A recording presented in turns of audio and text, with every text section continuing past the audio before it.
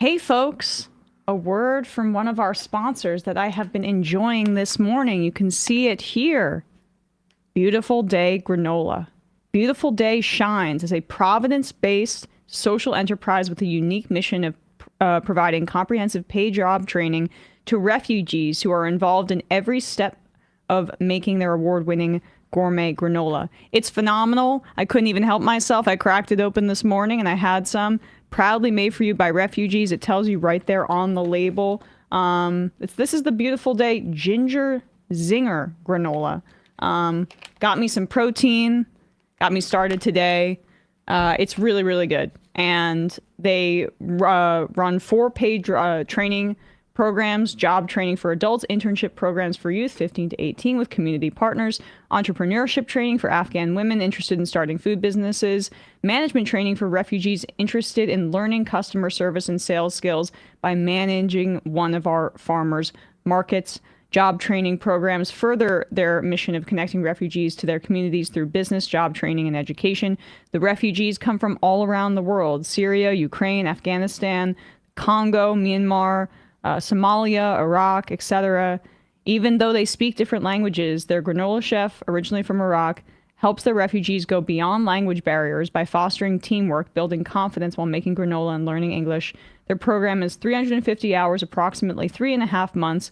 They also help them pursue further education, get job placement, or start their own businesses. These delicious handmade granola is made from premium organic grains, seeds, nuts, dried fruit, and spices, no preservatives. Binding all this goodness together is local honey and pride and the spirit of newcomers rebuilding their lives. What sets this granola apart is that it's designed for snacking. The sizable chunks are flavorful, and they can also be enjoyed with milk. Maybe I'm going to do that next. There are 4 standard flavors: Keith's Original Pistachio, Cardamom, Mochaccino Hazelnut, and Ginger Zinger, which is what I have right there. We also have Specialty Granola of the Month, and this month is Cherry Chocolate. 3 muesli flavors are also available: breakfast muesli, ginger zinger muesli, and the vegan super oatmeal muesli. They can also be enjoyed with yogurt, served warm with milk, or enjoyed straight out of the package, as well as high protein fiber bars in 6 flavors: Keith's Original, Bananas Foster, Mochaccino Hazelnut, Pistachio Cardamom, Salted Mango, and Bourbon Pecan. For ordering, visit beautifuldayri.org. And so, as you can see on the packaging, it has the mission statement right as you open the bag or bar, proudly made for you by refugees. Beautiful Day is offering free shipping for all Majority Report listeners when you go to beautifuldayri.org and use code MAJORITY, all caps, at checkout until March 7th. That's beautifuldayri.org. Use code MAJORITY, all caps, at checkout until March 7th. And now a word from one of our other favorite sponsors, Sunset Lake Seder. Right now, there's a sale. 35% off all Seder edibles with code VALENTINE. You want to relax with your partner? Valentine's Day is almost here. You don't want to loosen them up? Sunset Lake Seder is perfect for that. Ditch the sampler box of chocolates and surprise your partner with something truly special. Delicious Seder-infused treats from Sunset Lake Seder. Not only are Sunset Lake's edible Seder products irresistibly tasty, they're also perfect for setting the mood, whether you're unwinding together, ooh la la, laughing along to your favorite rom-com, or drifting off into a blissful sleep. And if you're flying solo this year, treat yourself to something nice. You deserve it. Right now, you can save 35% off on all Sunset Lake's edibles when you check out with code VALENTINE. That includes all single products and some bundles. I was out of the sleep gummies, and I had them last night. My sleep was much better than previous nights. I had missed them. Sunset Lake, I can't speak more highly about the quality of their Seder. As I say every time, there's a lot of junk out there. That's not Sunset Lake. They use regenerative farming practices, and they're also movement partners. They partner with us on different fundraisers, refugee resettlement, Planned Parenthood, and other causes that you can feel good about. Skip the stress of shopping for your Valentine and head over to sunsetlakesebede.com. Use code VALENTINE to save 35% on edibles. This sale ends Friday 9th at midnight. See their site for additional terms and conditions. And now, time for the show. The Majority Report with Sam Seder, where every day's Casual Friday. That means Monday is Casual Monday, Tuesday, Casual Tuesday, Wednesday, Casual Hump Day, Thursday, Casual Thurs, that's what we call it, and Friday, Casual Shabbat. The Majority Report with Sam Seder.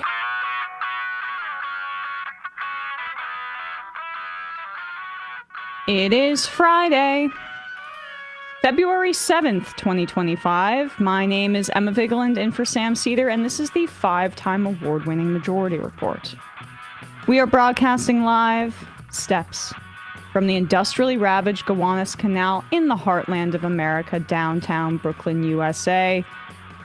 On the program today, Benjamin Dixon will be with us to talk about this insane week in news.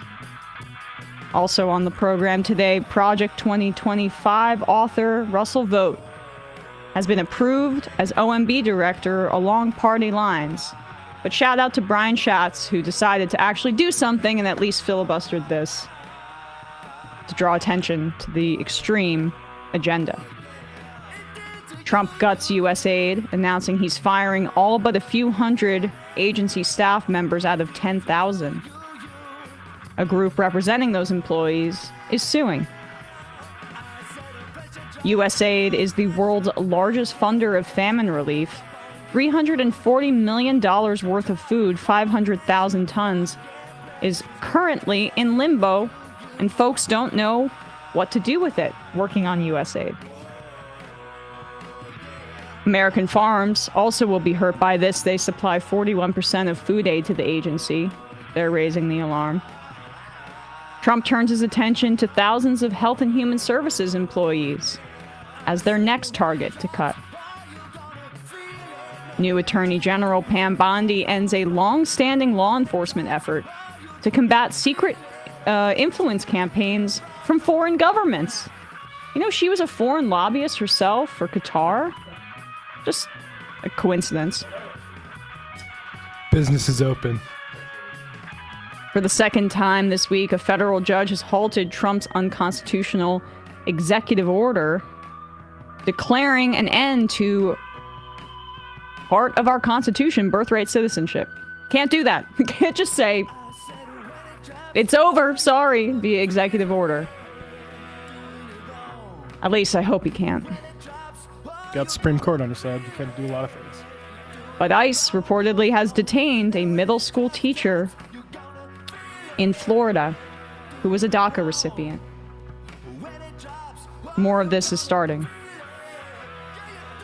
The NCAA bends the knee and bans the less than 10 trans athletes out of 500,000 from playing sports in college.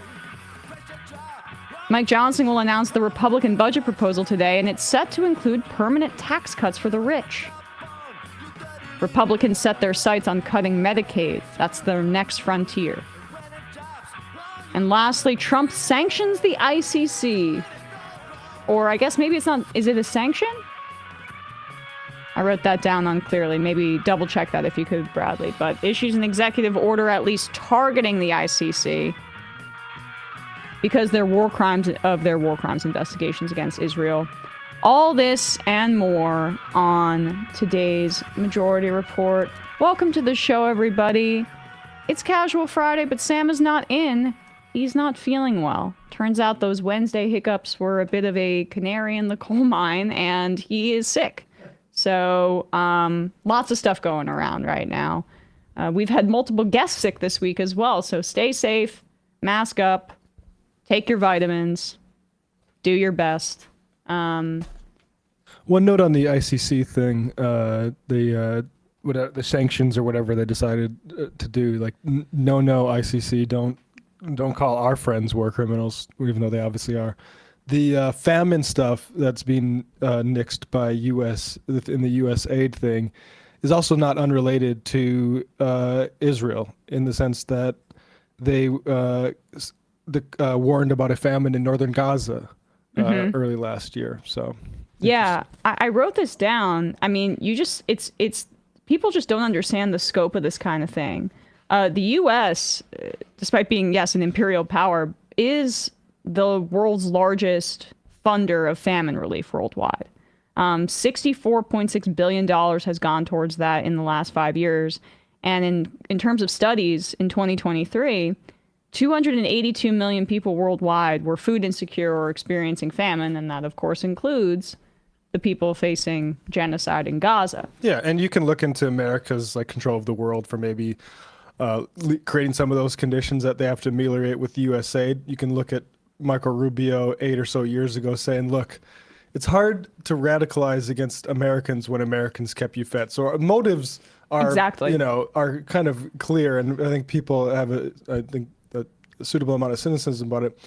Pulling people off of these sorts of programs that ameliorate this and frankly just allow like hundreds of thousands of people, maybe more, that are facing either like disease or famine that has been staved off by these programs, just left to fend for themselves, probably going to have some kind of negative effect in addition to just the brutality of each of those individual lives.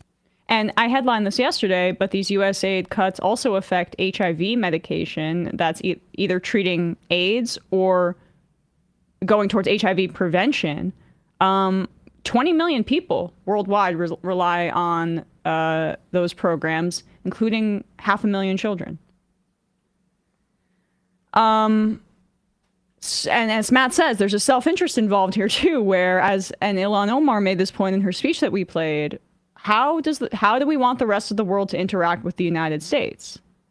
Through just brute military force and violence, which is how we've chosen to continue to escalate our international policy choices over the past few decades. It gets worse and worse, it seems, every 10 years. That's the scary thing about Gaza. Did we just decide in the bipartisan almost fashion that kind of stuff about America's reputation in the world, Soft power, less important than the fact that we got all these aircraft carriers and missiles? and military contractors, they need to get paid, folks, including, you know who's one of the top military contractors? A man named Elon Musk, who this morning, I have him muted on Twitter, but somehow this slipped through. This dude has like generational daddy issues. He tweeted, I love @real Donald Trump as much as a straight man can love another man. It's not a stretch to look at this and see how, Elon Musk's father repeatedly publicly saying how he isn't proud of his son may have affected this total sociopath psyche. But the guy him and his gremlins are still at it. They've been picking apart at our Treasury payment system, which controls over $6 billion in payments and has control over a fifth of the United States economy. And yesterday, the Wall Street Journal broke a piece showing that one of these staffers, it's a bunch of like basically interns with Peter Thiel and Elon Musk associations, that he brought this group in to pick apart our like most sensitive information in the Treasury. And turns out, what do you know? He's a total racist. Doge staffer resigns over racist posts. The Wall Street Journal broke last night. A key Doge staff member who gained access to the Treasury Department's central payment system resigned Thursday after he was linked to a deleted social media account that advocated racism and eugenics. We've been sounding the alarm on Elon Musk's natalism and how connected that is to eugenics and racial supremacy via genes, how they speak about it. Now we have one of his staffers reflecting that worldview. Marco Ella is a 25-year-old who is a part of a cadre of Elon Musk lieutenants deployed by the Department of Government Efficiency to it's not a real department. These are people that are coming in from the outside and picking apart our federal government. To scrutinize federal spending, resigned after the Wall Street Journal asked the White House about his connection to the account. Just for the record, I was racist before it was cool, the account posted in July, according to the Journal's review of archived posts. Still not cool, you little twerp. I saw the photos of these guys. Not cool. You could not pay me to marry outside my ethnicity, the account wrote on X in September. Normalize Indian hate, the account wrote in the same month in reference to a post noting the prevalence of people from India in Silicon Valley. After the Journal inquired about the account, of White House spokesperson Caroline Leavitt said that Elez had resigned from the role. And empty fucking life. Completely. There's more. People can look into it. It's just egregious, disgusting. Of course, expected. I mean, the guy did a Nazi salute at the inauguration and then spoke at a far-right German party rally and said that they should not feel guilt anymore about Germany's past. I mean, what we know what this guy's ideology is. And there were some questions about whether or not this particular staffer had access to the Treasury. So publicly, the administration was saying, no, he didn't. No, he didn't. But Wired reported, JK, he actually did. The U.S. Treasury claimed Doge technologists didn't have right access when he actually did. Could scroll down a bit here. Shouldn't have had read access either. Right. U.S. Treasury Department and White House officials have repeatedly denied that technologists associated with Elon Musk's so-called Department of Government Efficiency had the ability to rewrite the code of the payment system through which the vast majority of federal spending flows. Wired reporting shows, however, that at the time these statements were made, a Doge operative did in fact have right access. Not only that, but sources tell Wired that at least one note was added to Treasury records indicating that he no longer had right access before senior IT staff stated it was actually rescinded. Marco Ellis, a 25-year-old Doge technologist, was recently installed at the Treasury Department as a special government employee, one of a number of young men identified by Wired, blah, blah, blah. So they're saying publicly that he didn't have access, when in reality, and by the way, Wired has been doing phenomenal reporting on this. Nathan Tankus as well, essential for the story. But what the Dow tumbled this morning. That's the one thing that could take Donald Trump away from this absolutely insane path that he's going down. And so what they're trying to do is do this in secret. It's why Elon Musk was saying, threatening criminal prosecution for people that publish the identities of these staffers or these interns. So on the one hand, they're claiming there's nothing to worry about. They're just Treasury staffers.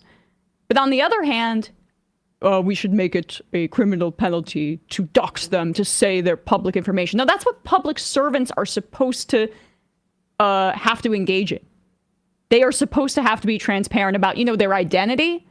It's kind of a basic core function of what's supposed to be a democratic government. But we don't know what he had access to. I mean, they're going after rewriting air traffic control permissions. They're gutting U.S. aid. The U.S. Treasury payment system, as I've talked about, has our medical information, our social security numbers, our home addresses, our bank information. They do Medicare payments. It's a fifth of the United States economy. This is insane. And unlike in 2016, where there were guys like Reince Priebus and even Rex Tillerson, who they're horrible human beings, but they're more like, I guess, traditional Republicans that want to... Tillerson stayed in the Iran deal until he was replaced. And then immediately after his replacement, we got out of the Iran deal. They're more tethered to like the reality that we all share. Everybody now in the administration has been pre-cleared to be a Trump loyalist, including the Treasury Secretary, Scott Bessent, who over a dozen Democrats voted for, by the way. Here he is on Fox Business on Wednesday denying that there's anything wrong here. And Elon Musk's influence on the Treasury, Doge's influence on the Treasury. You're the Treasury Secretary. What can you tell us about this?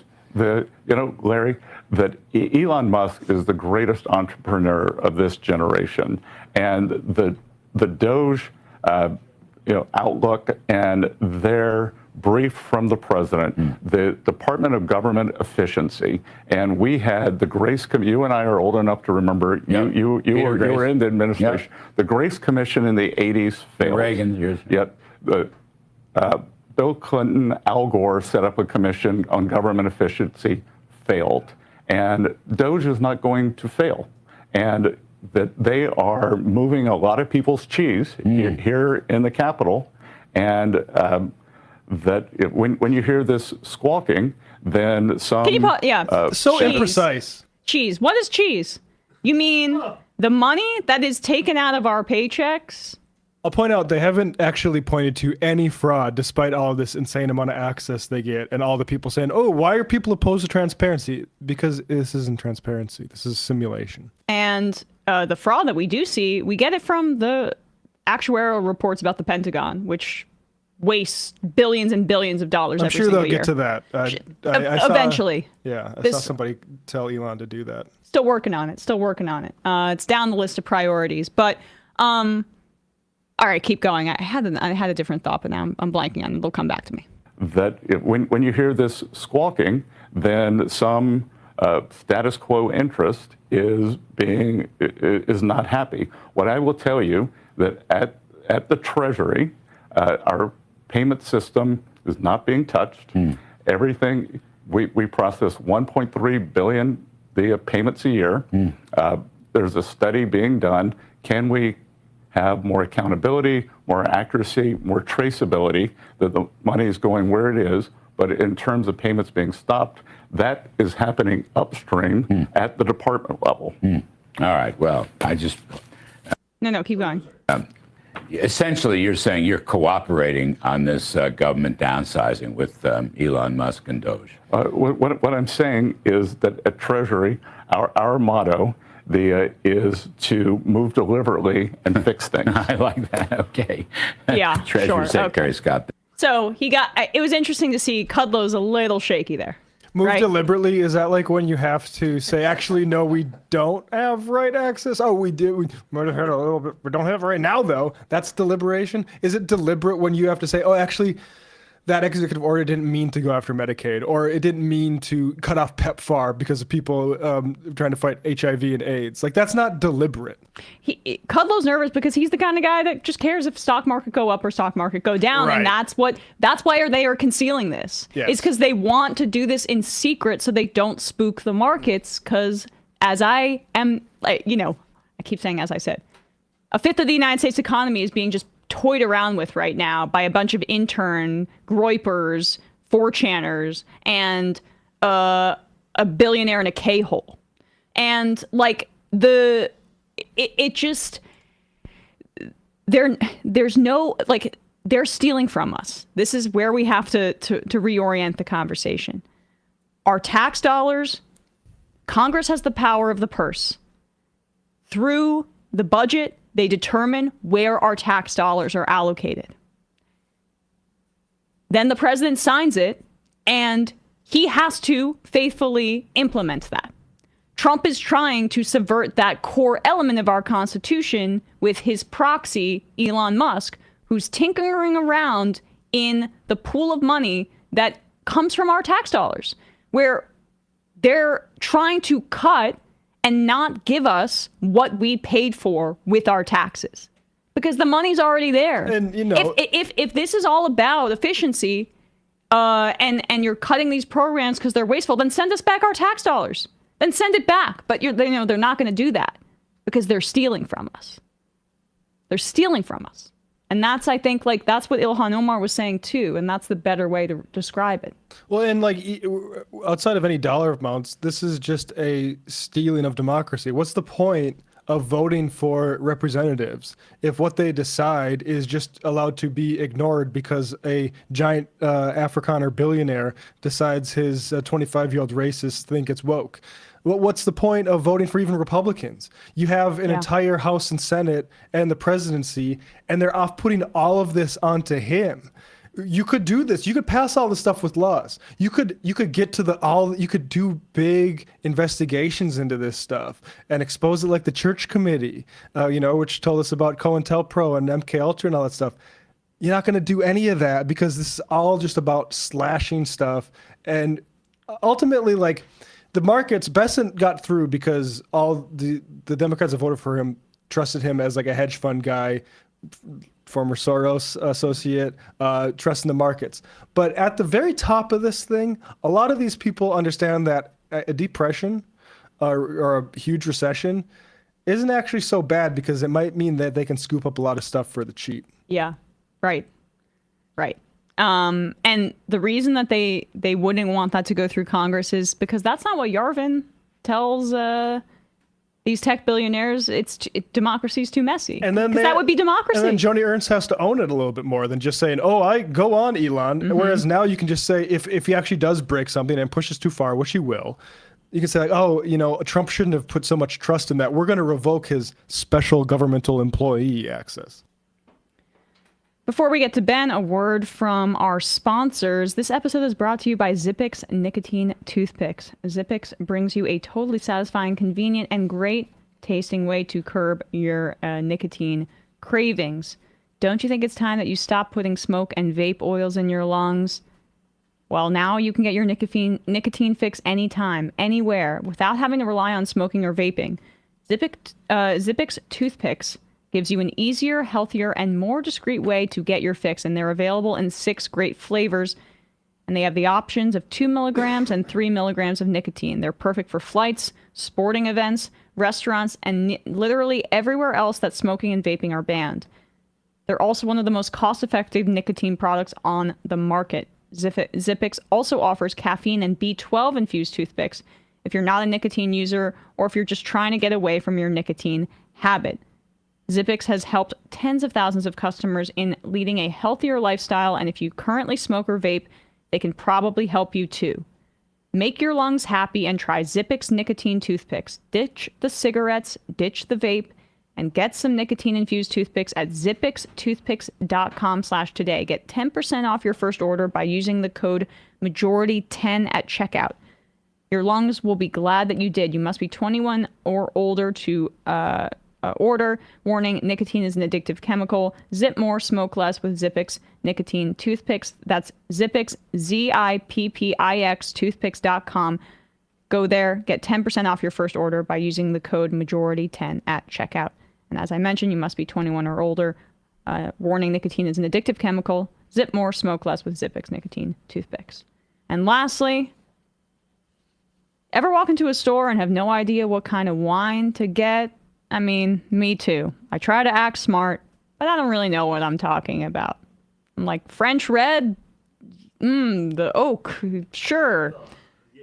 I've stopped wasting time at the grocery store and staring at a giant wall of wine and not knowing what to pick. I love our next sponsor. This is my vice, Naked Wines. This podcast is sponsored by Naked Wines, and it's 2025. Do you still shop for wine like it's 2005? Naked Wines is a service that directly connects you to the world's finest independent winemakers so you can get award-winning wine delivered straight to your door. Use code MAJORITY use our code MAJORITY for the code and password at nakedwines.com and get an incredible deal of 6 bottles for just $39.99. That's amazing. How do they do it? Naked Wines connects winemakers and wine drinkers directly, allowing for vineyards to your door delivery at up to 60% off what you would normally pay in store. By cutting out the traditional retail middlemen costs and markups, winemakers can pass those savings on to you without skimping on quality. Naked Wines has been around for over 15 years and funds over 90 independent winemakers around the world. With no commitments or membership fees, you can enjoy Naked Wines hassle-free. I mean, those independent winemakers, that's key, because there's a lot of these wines that you see are getting bought up by big conglomerates. Naked Wines supports those independent winemakers. And don't forget, you can pause or cancel at any time. So just because you got a trip coming up doesn't mean you can't enjoy Naked Wines before or after that much-needed vacation. Now is the time to join the Naked Wines community. Head to nakedwines.com/majority and click enter voucher and put in our code MAJORITY for both the code and password for 6 bottles of wine for just $39.99 with shipping included. That's $100 off your first 6 bottles at nakedwines.com/majority and use the code and password MAJORITY for 6 bottles of wine for $39.99. All right, folks, quick break, and when we come back, we'll be joined by Ben Dixon.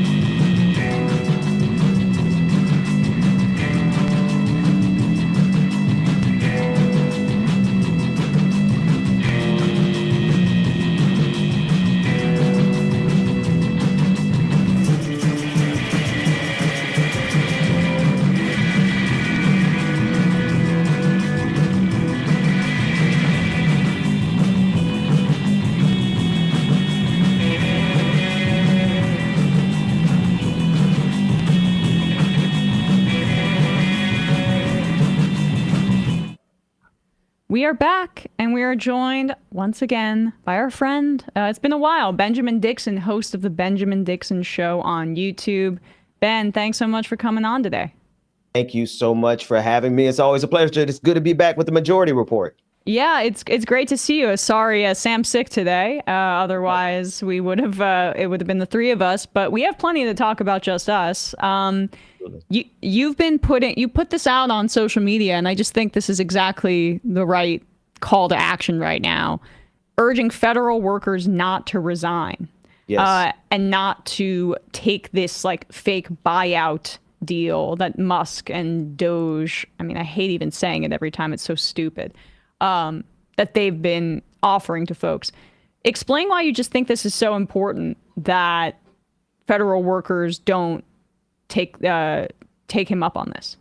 Right. It's so important because just think about the levers and the pulleys that are necessary for this empire, call it for what it is, for it to function, for it to work, just for this machine to operate, and for federal workers to essentially take the buyout, because MAGA understands unless they buy out, unless they resign and take the severance package, they cannot forcibly remove all of those federal employees without a mountain of litigation. And so our biggest and our strongest defense against MAGA right now is for federal workers to not resign. Do not step down. Stay in your position. Document everything. Document their incompetence. We know that they're not qualified. MAGA is not qualified to do the job. They won't be able to get the mail delivered on time. They won't be able to, your tax refunds won't come on time. Let's be real. The real functioning and mechanisms of the federal agencies are in the hands of professionals, civil servants. And if they resign, then it's open season for MAGA's fascism. And exactly, right? Like, I mean, it's a different situation than when, say, people in the State Department were resigning to protest the Biden administration's genocide in Gaza. And that was because it was clear that they could no longer do anything really internally, as they'd been working on those internal mechanisms and raising the alarm. Yes. But for this government, this Project 2025 far right attempt to dismantle our administrative state and really the functioning of our government, just having bodies in those positions is an act of resistance. Absolutely. Emma, you couldn't have said it better. Having bodies in those positions, number one, prevents them from putting an incompetent MAGA Trump loyalist in that position. And really, I'm sharing this with your audience because we're the ones that we have to spread the word, right? We really need audience members to participate, to spread this word to every federal employee. Listen, they already know their jobs are important. We need to reaffirm that your federal job as a civil servant is critical. And if it is an empty seat, then that gives MAGA the opportunity to put someone incompetent in there, but then two, someone who will expedite and facilitate fascism even quicker. And the report, we just went through this Wall Street Journal report about that Doge worker who's basically a 4chan Nazi poster, just digging through the Treasury system that has all of our social security numbers, our medical information, our home addresses. Mm-hmm. I don't know if I can think of the hypocrisy of the conservatives saying that they're against these unelected bureaucrats making decisions. Right. And then using a billionaire. Obama's ours. Right. Like the richest man on earth. Exactly. And his little Groyper buddies to just go in within the first few weeks and attack our federal government. I mean, of course, the way that they talk about bureaucrats is so bad faith. It's just like a way to not look up at the billionaires, look at government employees as if that's the real problem. But this is what it really means to have unelected people with no accountability, basically trying to corrupt our government for their own ends. Absolutely, Emma. Absolutely. And I think this is another opportunity. If there are people in our audiences, in our chats right now, who can file lawsuits of any type regarding this specific issue, because this is a class action lawsuit waiting to happen. Even if we don't have jurisdiction, even if it gets turned down, it is the process itself. We need everyone to complain at every level that they can complain. And if you have the capacity to actually file a lawsuit, if you represent any type of law firm, any type of litigation agency, organization, this is the perfect place to strike, because they should not have access to our critical information. Number one, unqualified. Number two, unselected by the American people. And number three, did they even get security clearances? And number four, did they take an oath to the Constitution, or are they there on behalf of Elon Musk? Exactly. We're actually getting some IMs right now from federal workers. Coop writes in, federal worker here. All unions are in solidarity telling employees not to take the deal. The only possible scenario where it may make sense is for people who are going to retire this year anyway. Mortified Penguin says, love you, Ben. Really appreciate you looking out for all of us federal workers. I will add, federal workers should download all employment files called OPF and print or send them to a personal device. Hold the line. Don't resign.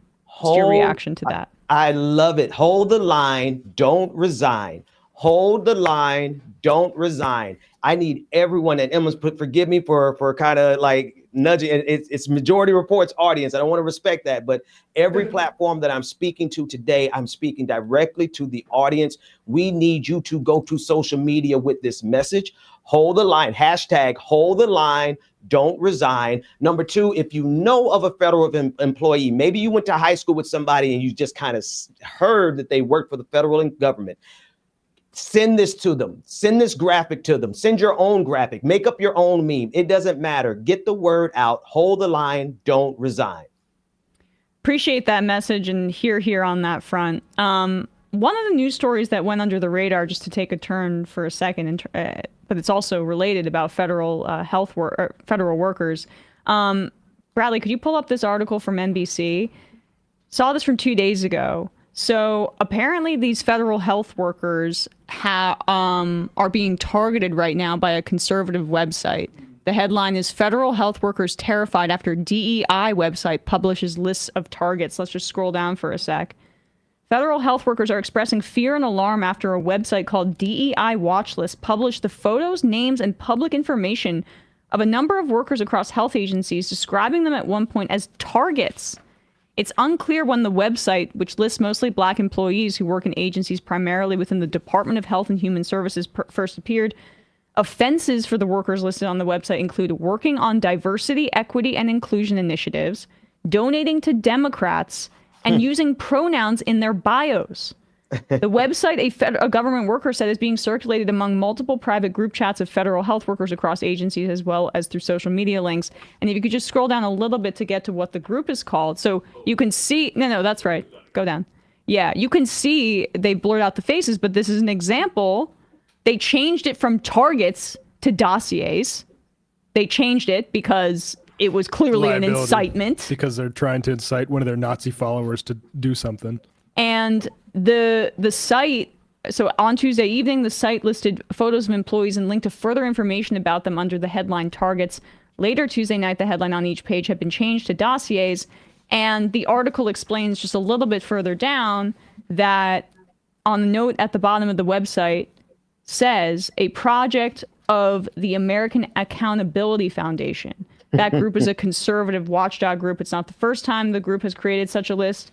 In December, it sent Pete Hegseth, then the nominee for defense secretary, a list of names of people in the military whom it deemed too focused on DEI, the New York Post reported at the time. So a conservative group, the American Accountability Foundation, created a website to post the personal information of mostly Black health federal employees. Elon Musk had a little hissy fit. That's right. The other day, because saying that he would go after people, I guess either with criminal charges or with a lawsuit, either way, it doesn't matter, who posted the identities of his minions that are taking apart our treasury right now. But at the same time, conservatives are doing this for actual federal government employees and public servants. Right. So we're in an asymmetrical war where they can get away with anything, with doxing, with actual violence. There was a shooting that took place in Maine, and the live video of the shooter indicated MAGA principles, MAGA beliefs, right? And so there's this asymmetrical war where they're able to go as far as actual violence against us, and we can't even retweet the names of these Doge henchmen who are getting it into all of our information. Matter of fact, on that same day that you're talking about, I had one of Donald Trump's new appointees as a federal attorney follow me as a means of intimidating me. And so our message has to be very clearly to them. One, we're not afraid. If you want to do this, let's do this now. And I really want to be careful with my words here, because it's not arrogance, it's not hubris. I believe that we must call their bluff now, whether they're serious or not. We have to call it now while we are still a nation of laws, while they still have to go through policies and procedures. They still have to work through the bureaucracy. They will have to explain why they are violating our First Amendment rights. So we need to shout as loudly as we can right now, make as much noise as we can right now, and let them know that we are not afraid right now, so that this doesn't go any further. And as far as these health workers, if there's any way that we can support them, if there's a way we can get social media support to them, because that is their new area of terrorism. They like to terrorize us by doing things on social media and sending their horde after us. And so we need to stand in the gap and make sure that we're protecting and encouraging the people who are out there for us. And, you know, it's amazing to see them talk about lack of meritocracy via DEI, because when they use it, it's not like there's no nuanced critique there that people may engage in about like how best to do anti-racist work. They're using it as a substitute really for like the N-word. And when they talk about meritocracy, and then, you know, at the same time, let's put Pete Hegseth at the head of the Department of Defense. He has no experience, has like extreme issues in his past and skeletons in his closet. The spokeswoman is 27. Right. Like, by the way, speaking of spokespeople, Tucker Carlson's son, Buckley, hired as one of JD Vance's top press people. What's his name got hired by Andreessen Horowitz to the Daniel Penny. Daniel Penny, yes. So this is the meritocracy that they describe. They believe truly, and like when you unpack it, that the natural hierarchy is white men. Yes. And that's when they say meritocracy, they mean, no, we are naturally superior. And so that's where the merit goes. Duh. Right. Exactly. That's the fundamental argument underneath. This is the subtext. When they say DEI, they are essentially saying that the only people on the face of the planet that are qualified to do anything, literally any job, is a conservative white man. If you're not a conservative white man, you're not qualified. And so we need to call their card every time they say DEI. The lie that they're saying underneath it is that no one is qualified to do anything but white men. Here's the opposite side of it. We know for a fact we can put some of these black women attorneys, some of these professionals that they're calling DEI hires. They are the people who are sustaining their organizations. They are the people that are doing the most efficient job. They're the ones that are giving 10 times as much as anyone else. And so if we ever had a comparison of apples to apples, their very best against our very best, I fear that the MAGA is going to come up pretty short. Yeah, well, that's like wish fulfillment for me to see that. But go ahead, Matt. What do you want to say? There's a statement by the Consumer Financial Protection Bureau Union, which is like a National Treasury Employees Union, 335. CFPB Union NTEIU 335 spies dodgy Doge bros. And look, I'm usually not for like the broligarch. I think you just call them tech, but it's a union saying it, so I'll defer to them. Yeah. Washington, D.C., February 7th. Go to the actual, or I'll just read it. See if you can find. On the evening of February 6th, 3 minions of professional Twitter poster and Jeffrey Epstein confidant Elon Musk appeared in the Consumer Financial Protection Bureau's internal staff directory. The 3 underlings are Chris Young, a lobbyist for Big Pharma and past field organizer for former Governor Bobby Jindal. I mean, oof. And Elon fanboys Nikhil Rajpal and Gavin Klinger. Rajpal led a libertarian students group at a public land-grant university at UC Berkeley and worked at auto lender Tesla and wannabe payment processor Twitter. Klinger interned at Twitter, claims he owns a Tesla, and graduated from UC Berkeley in 2020. When he's not stealing Americans' private information with Doge, Klinger enjoys writing lengthy essays defending rapists and retweeting white supremacists. Kliger's lawyer, Daddy, works at Experian, which is the same company CFPB sued in January for covering up errors on credit reports with sham investigations. While alleged coder Kliger, I don't know how to pronounce his name, made between 0 to 3 Git commits in the last year, workers at the CFPB returned $1.3 billion to scammed Americans in that time. I'm just going to continue. The unelected Musk recently announced plans for a new payments platform run jointly by Visa and X. Look at that populism, formerly Twitter. Now he's moved his power grab to the CFPB in a clear attempt to attack union workers and defang the only agency that checks the greed of payment providers as well as auto lenders like Tesla. CFPB union members welcome our newest colleagues and look forward to the smell of Axe body spray in our elevators. While acting director Besant allows Musk's operative to bypass cybersecurity policies and wreak havoc with their amateur code skills inside CFPB's once secure systems, CFPB union members fight to protect our jobs so we can continue protecting Americans from scammers with conflicts of interests like Musk. Wow. Well said. Yes. That's amazing. I mean, there was also, I headlined it yesterday, that the federal workers union exploded in membership in the month of January. So the workers are, it seems, doing what you're saying, basically, Ben. They're standing up. That's what we need, Emma, and we need worker solidarity more than ever before. And even if you are not a federal worker, chances are you know someone that is a part of this 2.2 million member tribe. They are the people that keep this thing, they keep the lights on. And they may not be the most efficient in the possible. I mean, sure, there's sometimes that our mail is late, right? But we're talking about an existential threat to the functioning of our government. MAGA is not up to the par. They won't have a public health system. They won't have public education. They are already violating the social contract. And this attitude, this from the CFPB union, that is the direct disposition. They need to just call out the foolishness, the incompetence, and the trash that MAGA is. I guess to pivot a bit to foreign policy, Benjamin Netanyahu, war criminal, genocidal maniac, as Rashida Tlaib regularly refers to him, visited the White House and had a press conference with Donald Trump. And Trump said, just blurted out whatever he thinks, which is he tends to do. There was one thing that really caught my attention, and I don't think enough people are discussing it. Trump said that there were 1.7 to 1.8 million Palestinians in Gaza, which is down from the 2.3 million figure that had been cited previously.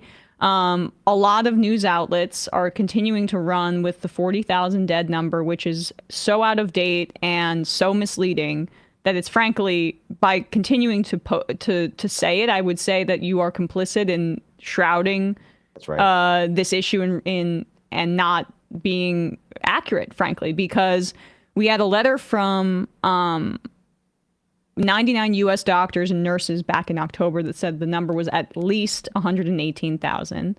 Lancet estimates at least 180,000 dead. And Trump, with the deficit that he describes, that's right, that could indicate 500,000. Yes. It could be less than that, but it could be up to that. And I think he's dumb enough to not know that that's classified and just blurt it out by accident. And I guess seeing Netanyahu smirking next to him, just like, what was your reaction, and how do you feel like we can move forward in advocating for Palestine in these next 4 years? Wonderful question, Emma. And if I could take a beeline straight to the, I think one of the core matters here. I think it's important for Christians in the United States of America to realize that Israel, the state of Israel, founded, circa 1947, 1948, it is not the biblical Israel. We have no spiritual, I'm saying this as a Christian, and I know there's a lot of non-believers here, but I just need to talk to my Christian folks for a second. We have no spiritual requirement to support the state of Israel underneath the leadership of Benjamin Netanyahu and the far right-wing Likud party, who are guilty of genocide. I lost track, and I didn't lose track. They stopped counting at 15,000 children. Emma, that's back when the numbers were down there by 40,000 total. 15,000 of that 40,000 were children. And now, yes, Donald Trump is most certainly dumb enough, but thank goodness, to kind of admit that there's a shortfall of 500,000 Palestinians, Gazans, who are either missing or dead as a result of our tax dollars, but most of all, the result of Benjamin Netanyahu. And one of the number one ways they get people in America to continue to support this genocidal regime of Benjamin Netanyahu is through Christians, Black Christians and white Christians, all believing that those people who are over there are somehow represented in the Bible. They absolutely are not by DNA, not by political lineage, and certainly not by their commitment and their covenant with God. They are evil. What they are doing is evil. You have a Christian mandate to oppose Benjamin Netanyahu. And so I think if we break that core, that stronghold right there, then we can break the pull that AIPAC has on the United States of America, but certainly that devil that is Benjamin Netanyahu. And you saw, I'm sure, the pager that he gifted to Donald Trump. I didn't fully sit with this because it kind of came out when we were on air yesterday, but the golden plated pager that he gave to him, which again killed children, those pager attacks, it was mounted on an olive tree, I think, right? Wasn't it not? Was it not? It was some kind of Cedar from Syria, I thought. I'm not sure. Either a significant tree. Sure. I think it was a significant tree for the Lebanese people. The colonial mindset of it and the nakedness is the pride he takes in it is just something that I feel like I was probably a little bit naive about. Yeah. Maybe it's because I'm, someone that, of course, just like being white in America, you just. Like, I don't necessarily, you can afford to be a little bit more naive, I guess. Yeah. But it just, that level of depravity was something that just, it's a new low. Emma, I don't want you to feel, no, you're not by yourself in that, I think the story is that we should recognize evil as soon as it shows its ugly face, even in the smallest form, right? The occupation for all of these years should have let us know that they will be willing to take it to the next level, which is the full genocide and the full ethnic cleansing. And now Donald Trump talking about sending our troops. I am, and I say this really, really carefully, I'm grateful that there are a handful of MAGA who reject this. And so for all the handful of MAGA that reject this, I don't know that you reject it for the right reason, but I'm going to table that for right now. We need to all oppose the idea of American troops being on the ground. We need to oppose the idea of American taxes going there any longer. If you're going to stop foreign aid over to Benjamin Netanyahu and his genocide of the Gazan people. Absolutely. Before we let you go, let's just talk a little bit about resisting Trump. I think that even some liberals, right, who may not are maybe MSNBC watchers or folks who don't engage in a more activist approach to politics, I think they're actually kind of starting to get really pissed off at the insane just ineptitude and lack of urgency shown by many Democrats. And we're starting to see a little bit of a shift. Can you pull up this quote from Brian Schatz? So Schatz, he was unsuccessful because they don't have the numbers. Like, these are the practical realities. But at the very least, he did an old school overnight filibuster to protest the nomination of Russell Vought to OMB, the Project 2025 architect. And he adds some great quotes here, which is like, it's finally, I feel like Chris Murphy's acting like he gets it. Schatz gets it more. This is what he had to say to Isaac Chater, who's just what'd you say? Chotner. This may be the one time Chotner's interviewed somebody and the person has come out looking better on the other side. Like, he's done some incredible interviews with Israeli settlers and other things. But here's his quote about like the Democrats. He's talking about. Can you go up a little? Yeah. When he's talking just basically about how just scroll down. The Democrats should not listen to like the pundit class. He starts to name names. He says, what are you talking about with some pundit? Who are you referring to? Oh, David Axelrod, James Carville. I mean, those guys have not been in the trenches legislatively or electorally in a full generation. And there's a cottage industry out there of Democratic strategists. But in order to be a Democratic strategist, you actually have to do politics currently and not just podcast about it. And then Isaac says you're referring to them criticizing what you've done around USAID by saying foreign aid is not good territory for Democrats to fight in. No, where's the second quote that I sent? Sorry. The part about the Foreign Assistance Act, the pundit brain. Yeah. Okay. So this is really the money quote that I was referring to. The Foreign Assistance Act, and then, of course, every appropriation bill that funds the State Department and Foreign Ops budget, they're ignoring multiple federal laws. And I'm just, excuse me for being quaint about this, but I'm not going to just gloss over that and wait until they touch the Affordable Care Act. That's the kind of pundit brain, poll-tested bullshit that got us into this mess. Right. We are constantly being told that something isn't polling well enough. And one of the things that Republicans do well is not allow their pollsters to tell them everything. They invent whole stories and then polling follows. And that's why we're focused so much on Russell Vogt, Trump's OMB director. He's clearly not a household name, blah, blah, blah. But that part where Republicans don't lead with polling, they act to change the national conversation. Right. Immigration, they've completely changed the scope of it within like the past 10 years. Yes. Like the Democrats have agency over public opinion and when things become popular by using the bully pulpit to advocate for things. And I guess I'm just curious, Ben, if you could respond to Iglesias, and even the Biden administration adopted this for a while, this notion of popularism, which they conflate with populism, but that we should just do things that are popular. Okay. Yeah. Except Israel. But by definition, right, except Israel. But by definition, that means minority rights are on the chopping block, because if you only do what's popular, you can't stand up for minority, that's in the definition, rights. Right. Especially when you have an quote unquote opposition. And I use that almost rhetorically, right? They're more like controlled opposition. When you have controlled opposition that is not willing to put in the dollars into media or into the right type of consultants that can actually get this done and know how to do this, then you have an existential problem in democracy, because we have Democratic consultants. The entire Democratic consultant class are super rich consultants with email databases and bad practices. Period. That's who they are. That's what they are. They still get paid no matter what. Kamala lost, but somebody got a yacht out of how much money they took from the collective body politic of Democrats. What does that mean? That means that we need to oppose the Democratic consulting class as it is right now. We need to oppose them as much as we oppose MAGA, because they're in the way of politicians actually doing something smart and intelligent for a change. And the media is frankly reacting in many ways to this as well. Like, that's why I prefer what Schatz is doing to what Chris Murphy is doing, where he's conceded completely on immigration.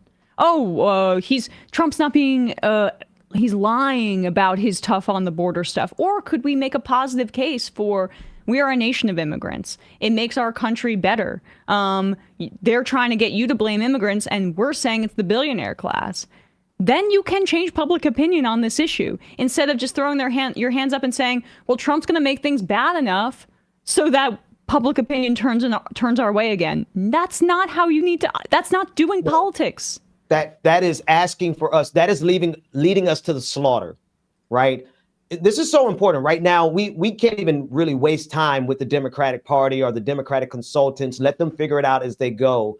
I think the people really need to take matters into their own hands in terms of what is public opinion. What are we talking about? What is the national discourse? We have the ability to change that from the bottom up. We've seen it. Each of us have done it in independent media with viral videos throughout the years. Each of us have that kind of impact, because if we wait for these Democrats and these Democratic consultants to figure out how to fight MAGA, we'll all be lined up on the wall asking if this is your first time here.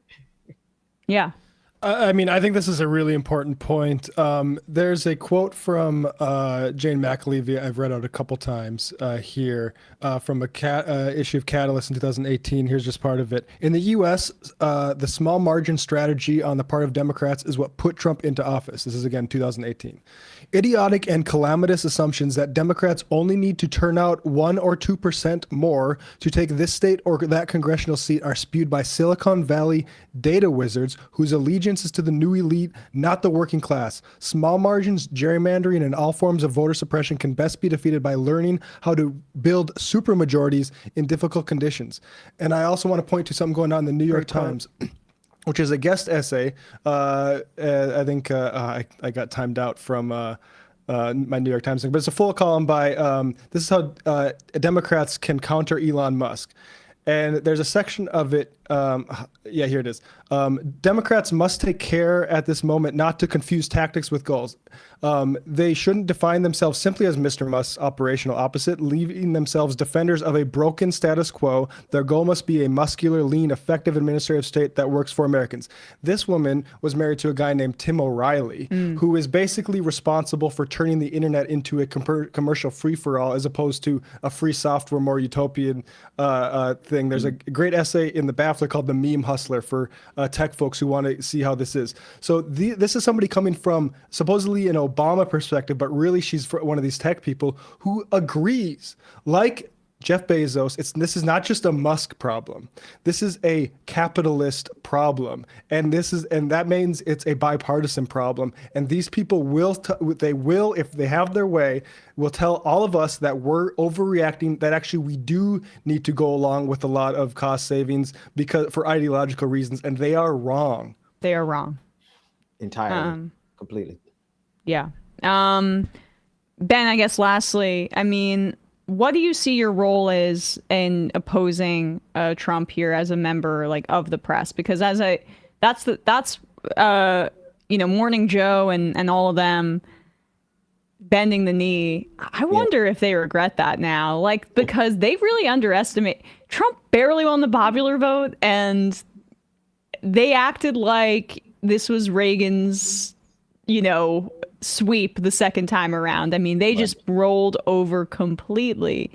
And it was the party, but also members of the media and online media is not exempt from this. Yeah. I'm trying to find a way to bring more creators and folks together to give people a place to at least have catharsis and at best have a path forward to organize, as you talk about. But if you could just expand on this environment that we're in right now. I mean, I know you and I have both kind of had private conversations about this, but.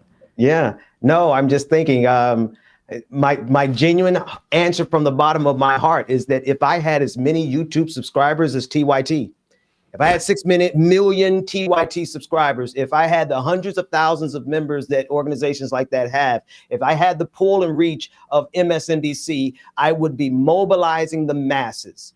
Every single listener, every single subscriber, every single commenter, every person in the chat room, you are important right now. And if we had 6,000 people, if we just had 6,000 people go with a singular message on social media, that would move the dial. If we went with 600,000, that would certainly change the national discourse. But if we went with 6 million people that we have groomed and used over the last 20 years in order to become the biggest media platform in progressive circles, it is a bona fide movement that could stand in the face of MAGA right now, but we don't have that.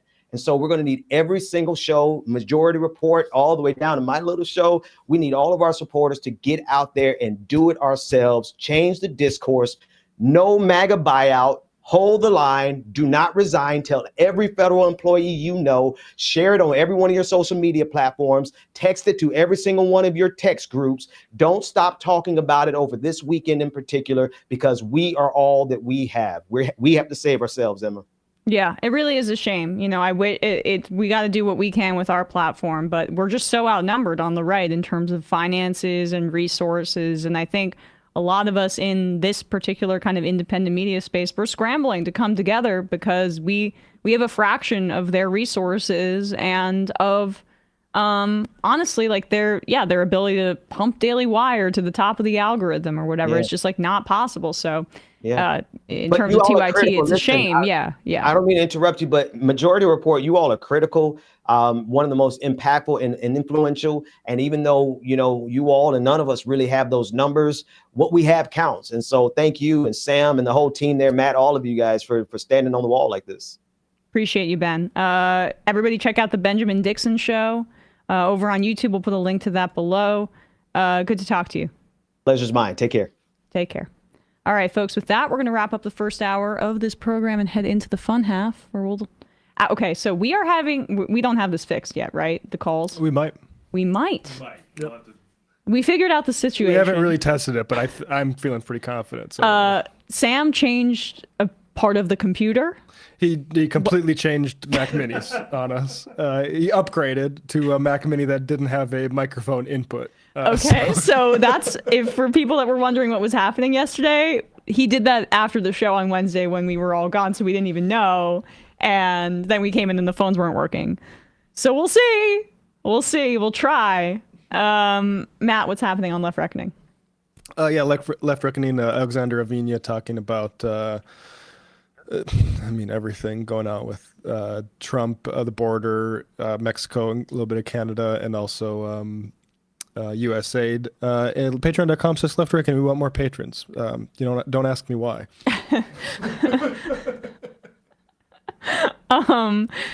On ESPN yesterday, we gave our final picks for the Super Bowl, and then also talked about the NBA trade deadline, the Doncic trade. YouTube.com/ESPN show.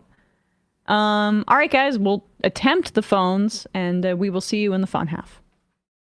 Okay, Emma, please. Well, I feel that my voice is sorely lacking on the majority report. Wait. Whoa. Look, Sam is unpopular. I do deserve a vacation at Disney World. So, ladies and gentlemen, it is my pleasure to welcome Emma to the show. It is Thursday. I think you need to take over for Sam. Yes, please. No. I'm gonna pause you right there. Wait, what? You can't encourage Emma to live like this. And I'll tell you why. She was offered a tour, sushi, and poker with the boys. Tour, sushi, and poker with the boys. She was offered a tour, sushi, and poker with the boys. What? Tour, sushi, and poker. Tim's upset. Tour, sushi, and poker with the boys. She was offered a tour, sushi, and That's what we call it in the biz. tour, sushi, and poker with the boys. Right. Tour, sushi, and poker. We're gonna get demonetized. I just think that what you did to Tim Pool was mean. Free speech. That's not what we're about here. Look at how sad he's become now. We shouldn't even talk about it because I think you're responsible. I probably am in a certain way, but let's get to the meltdown here. Tour, sushi, and poker with the boys. Oh my God. Tour, Wow. sushi. I'm sorry, I'm losing my fucking mind. She was offered a tour, sushi, and poker with the boys. Logic. Tour, sushi, and poker with the boys. Boy. Tour. I think I'm like a little kid. I think I'm like a little kid. I think I'm like a kid. Tour. I think I'm like a little kid. I think I'm like a little kid. Had this debate 7,000 times. A little kid. I think I'm like a little kid. I think I'm like a kid. Tour. I'm losing my fucking mind. Some people just don't understand. So I'm not trying to be a dick right now, but like, I absolutely think the U.S. should be providing me with a wife and kids. That's not what we're talking about here. Okay, all right. it's not a fun job. Tour? That's a real thing. That's a real thing. Real thing. Willy Wonka tour? That's a real thing. That's a real thing. Real thing. What's that offered a tour? That's a real thing. That's a real thing. Real thing. That's a real thing. That's a real thing. Real thing. That offered a tour? Ladies and gentlemen, Joe Rogan has done it again. That offered a tour? That's a real thing. That's poker with the boys. I think he might be blowing it out of proportion. Real thing. That's poker with the boys. That offered a tour? That's a real thing. That's poker. Let's go, Joey. Tour? Sushi and poker with the boys. Take it easy, Glenn. Tour? Sushi and poker. Things have really gotten out of hand. Sushi and poker with the boys. Delusional. Tour? Deluded. Sushi. You don't have a clue as to what's going on. Live YouTube. Sam has like the weight of the world on his shoulders. Sam doesn't want to do this show anymore. It was so much easier when the majority report was just you. You were happy. Let's change the subject. Rangers and Knicks are doing great. Now shut up. You don't want people saying reckless things on your program. That's No. one of the most difficult parts about this show. This is a pro-killing podcast. I'm thinking maybe it's time we bury the hatchet. Left is best. Pilot. Tour? Don't be foolish and don't fucking tweet at me and don't binge. The way Emma has cucked all of these people, love it. That's where my heart is. So I wrote my honors thesis about it. Oh, Sorry, she finance. wrote an honest thesis. I guess I should hand the main mic to you now. You are to the right of me on foreign policy. We already fund Israel, dude. Are you against that? That's a tougher question I have an answer to.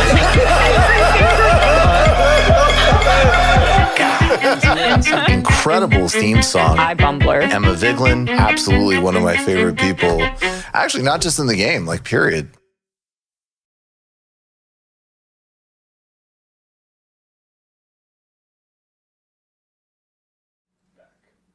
We are back, folks.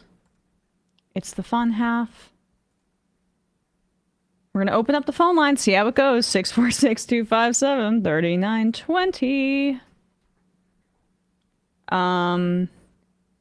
Retro the Robot. Is anyone working on an animation to go along with the Majority Report song? Well, I'm not sure, but we're grateful that like anybody makes any of this stuff for us, so I'm not going to we don't like, solicit it. get on it. Yeah. Free labor. Yeah, do it. No, it's I mean the song is just great. It's awesome in and of itself. Evan from Portland, in Jane McAlevy's honor, we just got our employer to agree to nearly open bargaining. All negotiations are being live streamed to members. Whoa. I mean, really, if you're in a position in this economy where you are looking at unionizing, read everything that you can by Jane McAlevey. Yes. Texas Left, I love that Ben is on this show. Great show today. Thank you. Prairie Fire Kowalski, to close with Ben Dixon on a lighter note, let him know that despite the impacts of inflation, I will continue to support him with the rotisserie chicken funding. If rotisserie chicken ever exceeds $10, I will march on Washington with the fury of John Brown. He will understand. Well, maybe, hopefully he listens to this later. Sorry, Kowalski, missed that earlier. MR13, hold the line, don't resign, and a giant fuck you to Elon and his incel gang of douchebags. Here. I really enjoy unions calling out these twerps for having like lawyer dads and being like sort of freaks on social media. It's great. Joanna, I just want to shout out to Ben in solidarity. So thankful for you, Rebecca. Majority Report, all the lefties in this circle. Thank you.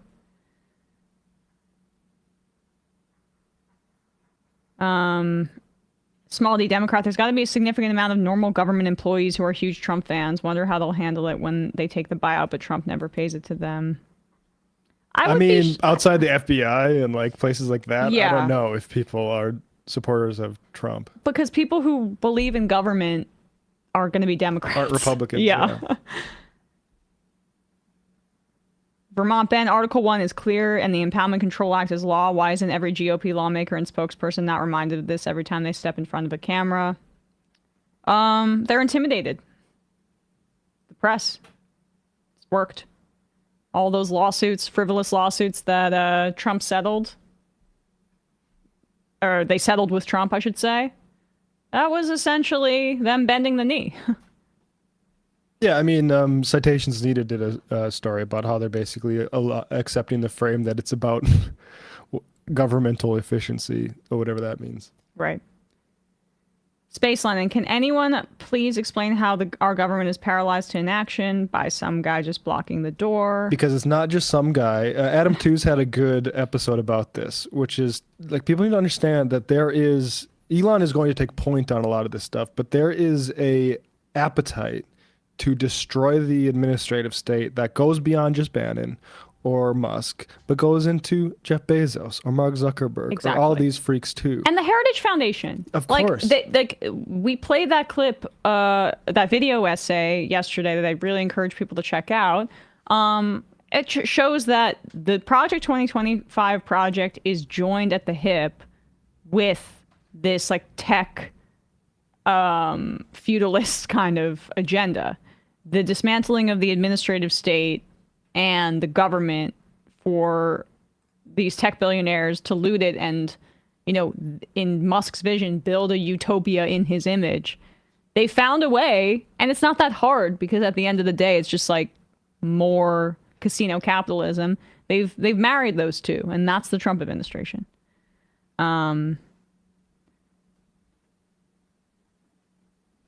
And, you know, again, like, people talk about, what's his name? Besant mentioned the Reagan attempt to it and the Clinton attempt to it. I don't want to sound like I'm always blaming Democrats, but when you go back and look at how Bill Clinton went after welfare reform we're in basically in a 40-year period where politicians just take a butcher knife and walk up to the New Deal and take a big flank out of it. And at a certain point, like, we need to not just maintain things, but affirmatively reverse that trajectory. Yeah, I think so too. And this, just wanted to plug this piece by Alex Shepard, who we've had on the show before and is a really good writer over at the New Republic. His first few paragraphs of this piece, I think, just like summarize this past 2 weeks pretty well. Elon Musk, the world's richest man, has seized control of the Treasury Department. He's deciding who the government pays and who it doesn't. The federal payment system he has access to contains the social security numbers and even the bank account information of nearly every American. It also has information about Musk's private sector competitors that he can now use for his own self-enrichment. Musk has given a handful of inexperienced young coders control over this sensitive system where they can, and reportedly have, started to mess with its code. At least one of them is not even old enough to drink. This hostile takeover of the finances of the United States government. This is a hostile takeover of the finances of the United States government. It's blatantly unconstitutional. It's a coup. It sounds like the treatment from a Gerard Butler action flick. That's not all Trump and Musk have shut. That's not all. Trump and Musk have shut down the United States Agency for International Development and cut off nearly all foreign aid. This will have devastating consequences for global health, global democracy, and the future of American soft power. Speaking of, Trump has spent the early days of his presidency threatening 25% tariffs against Mexico and Canada for no real reason other than that he thinks it's a tool that worked more than a century ago will work now. It won't. Even if he doesn't end up enacting these tariffs, which would likely be a form of economic suicide, he has already likely damaged the future of any trade agreement between the U.S. and its closest allies. He has also pardoned over 1,000 violent insurrectionists and now seems ready to fire hundreds of FBI agents who helped prosecute them. But there's more. The administration is freezing funding for climate and infrastructure spending, despite numerous court orders. Trump just released a ton of water into California's Central Valley in a publicity stunt. That couldn't possibly get to L.A. All he's accomplished is screwing over farmers who will likely need that water in the summer. It did absolutely nothing to fight the mostly contained fires that devastated the state last month. Because those drain into San Francisco. Right. Well, he's so dumb too, and they did it. Yep. His administration is waging an all-out war against trans people and seems on the verge of all but ending gender-affirming care for minors. As I write this, American planes are flying migrants to Guantanamo Bay, where they will be held in a concentration camp. Secretary of State Marco Rubio, supposedly one of the normal people in the administration, just reached an agreement with El Salvador where it will accept deportees of all nationalities, including Americans. I mean, people just should check out the full piece. It's great. But on that point, last night, a reporter from the Miami Herald came out with a story. This is just a tweet, but she broke this story. Clara Sophia Daly, I retweeted it, Bradley. I mean, it's not necessary that you put it up, but some MAGA idiots were claiming, oh, you're reporting this without any evidence. She's a reporter. She's an education reporter at the Miami Herald. Do you think that she didn't do her due diligence? But like, we're in the post-truth world, and all they need to do is throw out a smear, and then they feel okay. A middle school science teacher in Miami-Dade was detained by ICE. The Miami-Dade Teachers Union confirmed today that the teacher attended his immigration hearing and was detained. He has been in the U.S. since his youth and had DACA. He will likely be deported. Revealing that these freaks would deny something like that when actually it's what they're calling for. They say that he's a criminal for being a DACA recipient, for being a child that was a dreamer who is legally in the United States under that program. Legally. But you see how Sam did a really good job the other day of saying like what they're doing with these classifications. So if you're a member of a gang, we don't really need to prove it, but we'll say you're a member of the gang anyway. You're a terrorist. So we can put you in Guantanamo Bay. Gang members normally, they would be prosecuted within our own judicial system. But for immigrants, you're actually a terrorist. Okay, so that removes all their rights. And then they can go to Guantanamo Bay and be housed in this concentration camp. But they also need to house criminals in the concentration camp. Duh, right? So you got the terrorists in the concentration camp, and then you got the criminals.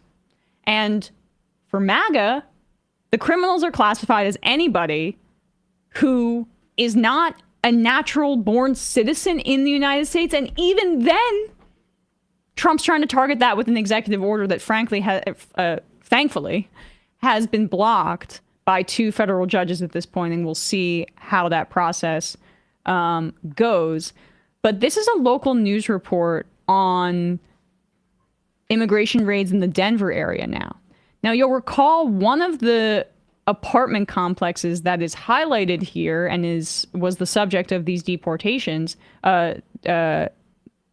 arrests, is the Edge of Lowry. That was one of the apartment complexes that was falsely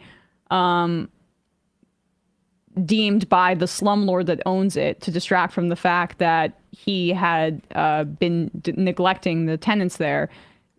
He claimed to a bunch of media sources and to the Republican politicians in the area that it had been taken over by Tren de Aragua, the gang. And that was a way for him to distract from what I just said. It would totally not be a slum if that damn gang wasn't there, right, intimidating me. And it was a mass attempt to deflect from his own malfeasance. And stories like with Target blaming crime for the closure of their stores in certain areas, and then you find out 6 months later that internally it was because they made bad business decisions and they weren't. It wasn't crime and shoplifting that was cutting into their profits. It was their own bad decisions. But it's easy to blame that, right? It was the same thing with this slumlord. Blame immigrants. Blame the hordes of people that you're supposed to be housing, because then people don't have to look into your own business practices. Punch down. That's conservatism. And so now this particular complex is back in the news. Here is Kyle Clark. He's done some good reporting, like one of the few local news reporters that seems to try to get it right. He's a really, really good local news reporter. He also is, if we recall, was a very prudent and discerning questioner of Lauren Boebert at her congressional primary debate about the Beetlejuice incident and other things. He's really good at his job. He is covering that this immigration bust. So this is his monologue and reporting on what's been happening. This week's big immigration bust was a bust, if you judge it by the Fed's own goals and the results announced today by Fox News Channel. ICE agents said they were going after 100 members of the Venezuelan gang Tren de Aragua in Denver and Aurora yesterday. Now, while the feds refused to tell journalists just how many arrests they made and how many of them were TDA members, the Fox News reporter embedded with agents said they only made 30 arrests and just one was a TDA member.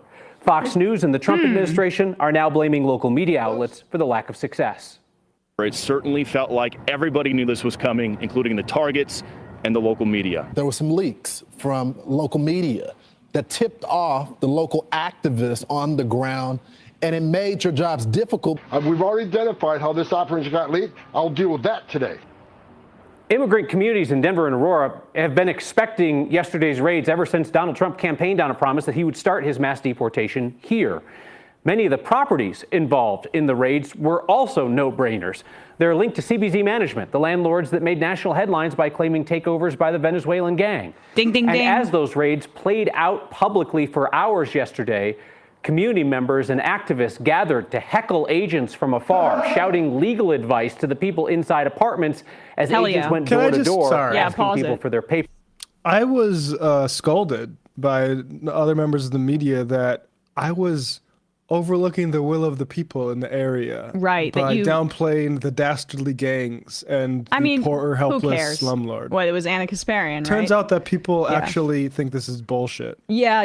It's like interesting. Was there any did you ever follow up to see if they retracted the story that they did that just basically regurgitated what the landlord said? No, they doubled down and said that actually they were right about stuff without really fully addressing, say, like the work that Jose Nottinjay did in nailing them dead to rights. Yeah, that video essay is phenomenal and shows how Probably much misinformation 500,000 views by this point. Let me check. Check over there if you want more about this Aurora gang story in particular. But like, they arrested one Tren de Aragua member. That was the figure that was given. And it would have been more if it wasn't for those meddling kids. And the dastardly media alerting people to this because... We better collapse the media. We better just make it illegal to talk about ICE and stuff now. Hey, Elon's on board or whatever. I mean, this is what the administration... Yeah, I mean, we got to see both sides here. And... by the way, this program is brought to you live from the Biden-Harris studios in Brooklyn. Anyway, let's keep going. Advice to the people inside apartments as agents went door to door asking people for their papers. Today, Trump's border czar Tom Homan threatened federal prosecutions for people he says are impeding their operations. Now, the feds say they were targeting violent criminals. We continue to ask just how many of the people arrested in Colorado yesterday were violent criminals, as opposed to people who had civil immigration violations and were picked up because they couldn't show papers. Homan suggested... That's a nice distinction for a media professional to make and not just take the word of it from the fascist administration that they want to pander to. More of this. Like, I've been screaming. The New York Times did have a piece where they, talked about the discrepancy in, like, I guess earlier this week, it was around 88,000 folks that ICE had said that they'd rounded up, and only a half dozen claims have, or not a half dozen, sorry, a few dozen claims had been made via the ICE social media platform that those folks were criminals.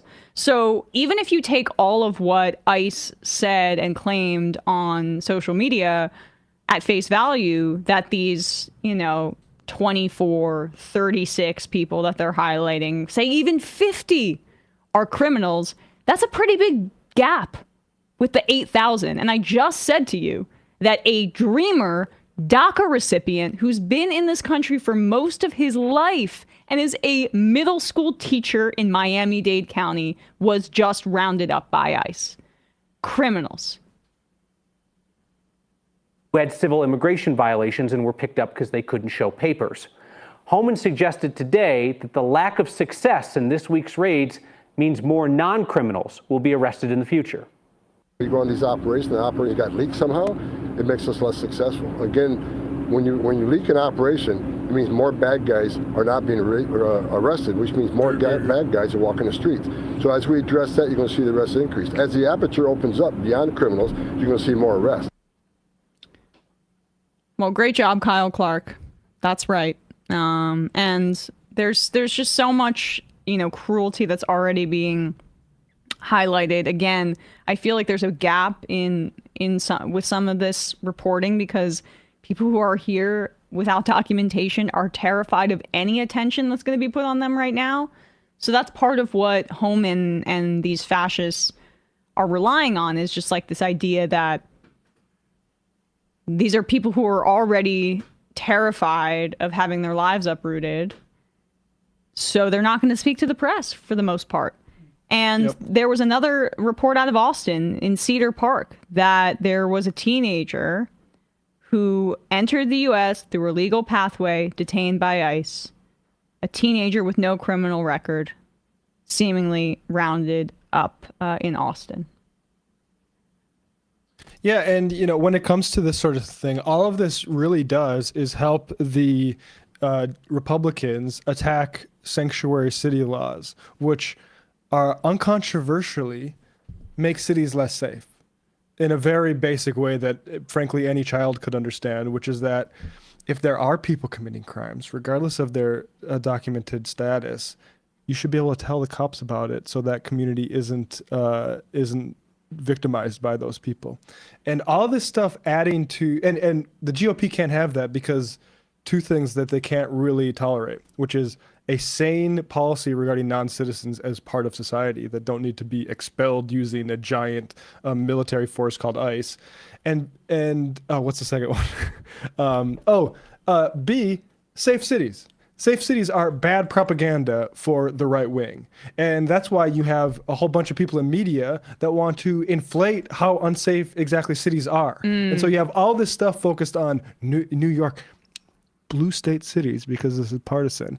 Never mind that, say, Kansas City, Missouri, or even Missouri excluding Kansas City, has higher violent crime rates than the city that I'm in right now. But none of these people give a fuck about that. They don't give a fuck that there's a whole bunch of violence, particularly in the South, and like freedom of guns and like lack of development and all that sort of stuff.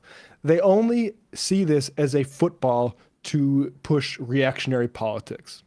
And yeah, the city thing is really important too, because they attack, and it usually it's also leaders of color that they're particularly targeting. I mean, you don't have to be Karen Bass's #1 fan to see that like a lot of the fixation on her from the right is about her gender and her race.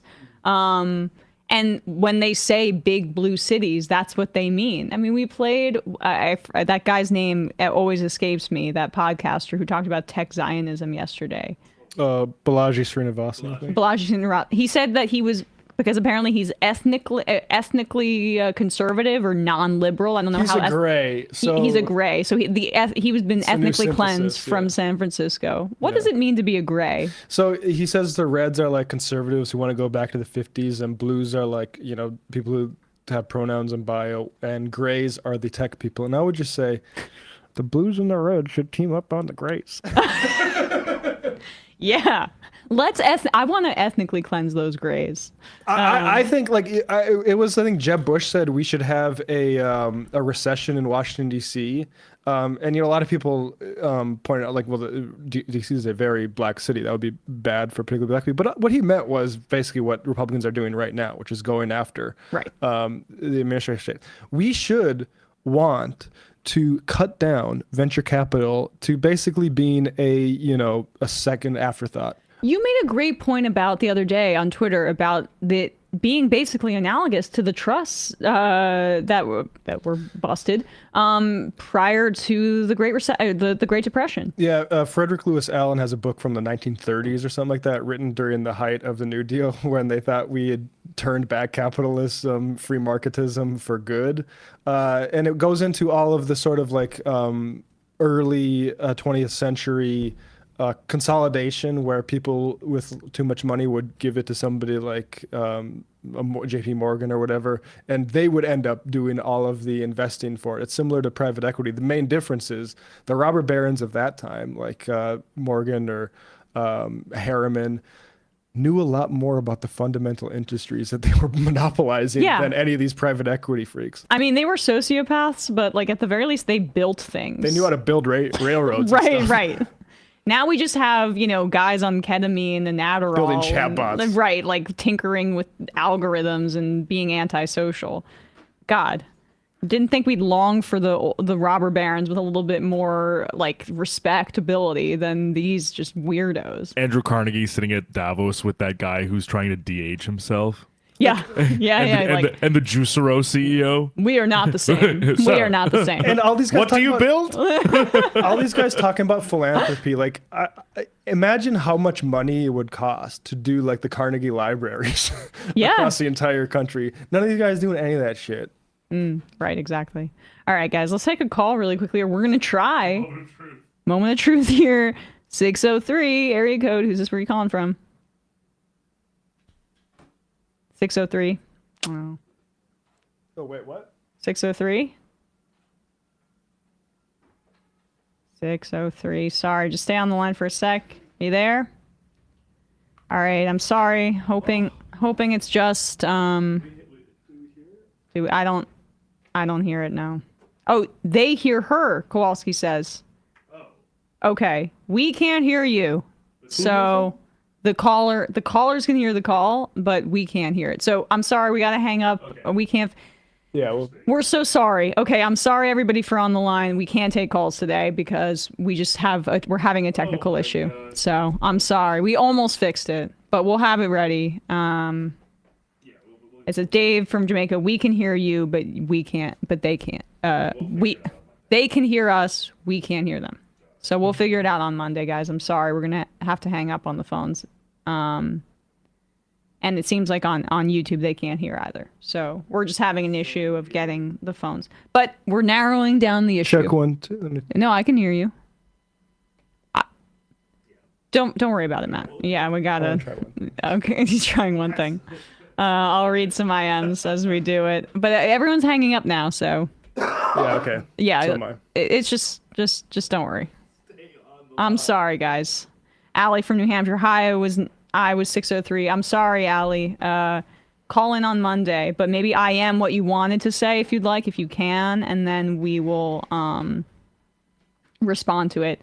Edward Gregorian says Doge got into the phone systems. Yeah, Sam went Doge mode on the phone. Yeah, he really did. He went and tinkered in with the treasury. The phone system. Hack all the things. ICE don't give an F about your papers. Exactly. Hack all the things also says people with documentation are terrified also. Anarcho-capitalist loved CTYT giving cover for ICE raids through lies about immigrants. True polymarket populism. And against the thing that they actually want. Like, it does not make people safer to attack sanctuary laws. It just doesn't. Right. Like, there's a reason police departments accepted them as part of their standard course of business. And it's, not because they want to replace, white people. Right. Aesop's foibles. I saw when an ICE raid in Aurora did not turn up the Venezuelan gang. Officials blame corruption and people letting them know. Right, we did just play that, so maybe that was prior to when we played that video. Lennon from Simbursk. Hey guys, I know you have an incredible amount of news to cover, but do you have anyone or do you plan to have anyone on about the new regime in Syria? Maybe less important than other news, but I'm appalled at how the world is ignoring their crimes. Well, we should get to that. It's doing this today, I have this anxiety, before we're going live, because Sam's not in, and he sometimes, he's been doing this for longer, so I rely on him to have his finger on the pulse of stories I may miss, and I'm just like, I could be missing a massive, we're doing our best, but... Yeah. I mean, the serious stuff obviously very unsettled now. I think the main thing that can be said from a political standpoint is countries like us or Germany that have accepted a lot amount of Syrian refugees and are now hurrying to boot them out because, oh, look, Assad's gone. You can leave our country now, which is what Alternative for Germany is doing. Stuff like that is sick. Yeah. Scary Mountain Wizard. The entire conversation is an example of what people mean when they say both parties are fundamentally the same. Same donors, same capitulation to capitalism. Dems just wave a rainbow flag. Vote harm reduction, absolutely, but know who you're voting for and support. I hear what you're saying. You know me. I think that's a little bit simplistic. But they're very different parties. I think it's right that they want the same thing, but the way that our political and elites are reacting to a Republican popular vote victory is, I think, really pronounced, and they've been aching for it for a long time. Snarkanorsky, the Democrats need a media blitz. Short videos showing Elon and his team of greasy beavesies saying these guys have your social security information. Yeah, I mean, we're seeing at the very least, some people, there's beginning to be some level of competence in combating this. Did you want to play something, Matt? I like this James Tallarico thing, but what was the IM you were just responding to? I think I had something on that. It was about, I just lost it, Democrats and, that they need to go on a media blitz. Oh, yeah. Yeah. Oh, the one thing I think is get other businesses upset about this because that's who the government listens to. And if it's how many people Elon is competitive with, you want him having access to all of those disclosures about your businesses, having one-sided, like Sam Altman, grow a spine, you little pussy. You're going to blow it all if you don't step up for yourself. Stop bending the knee. Hyping up Sam Altman over here. It was the school choice thing you wanted? Yeah, okay. I like this. So here's a Texas State Representative, James Tallarico, and he went on social media. He's a Democrat. And he talked about how to combat the school choice efforts. This is especially important because Trump is trying to eliminate the Department of Education. we're in an all-out, very scary moment, and the Department of Education, just to give people the context on this, is an outgrowth of the civil rights movement and of like the end of slavery as well. The idea that to make Black people full citizens in this country, we have to give them access to a public education system, and eventually we integrated. Not that well, but there were attempts. Opposed by one Joe Biden, by the way, if you want to go back into those records. That little girl was me. People may remember that.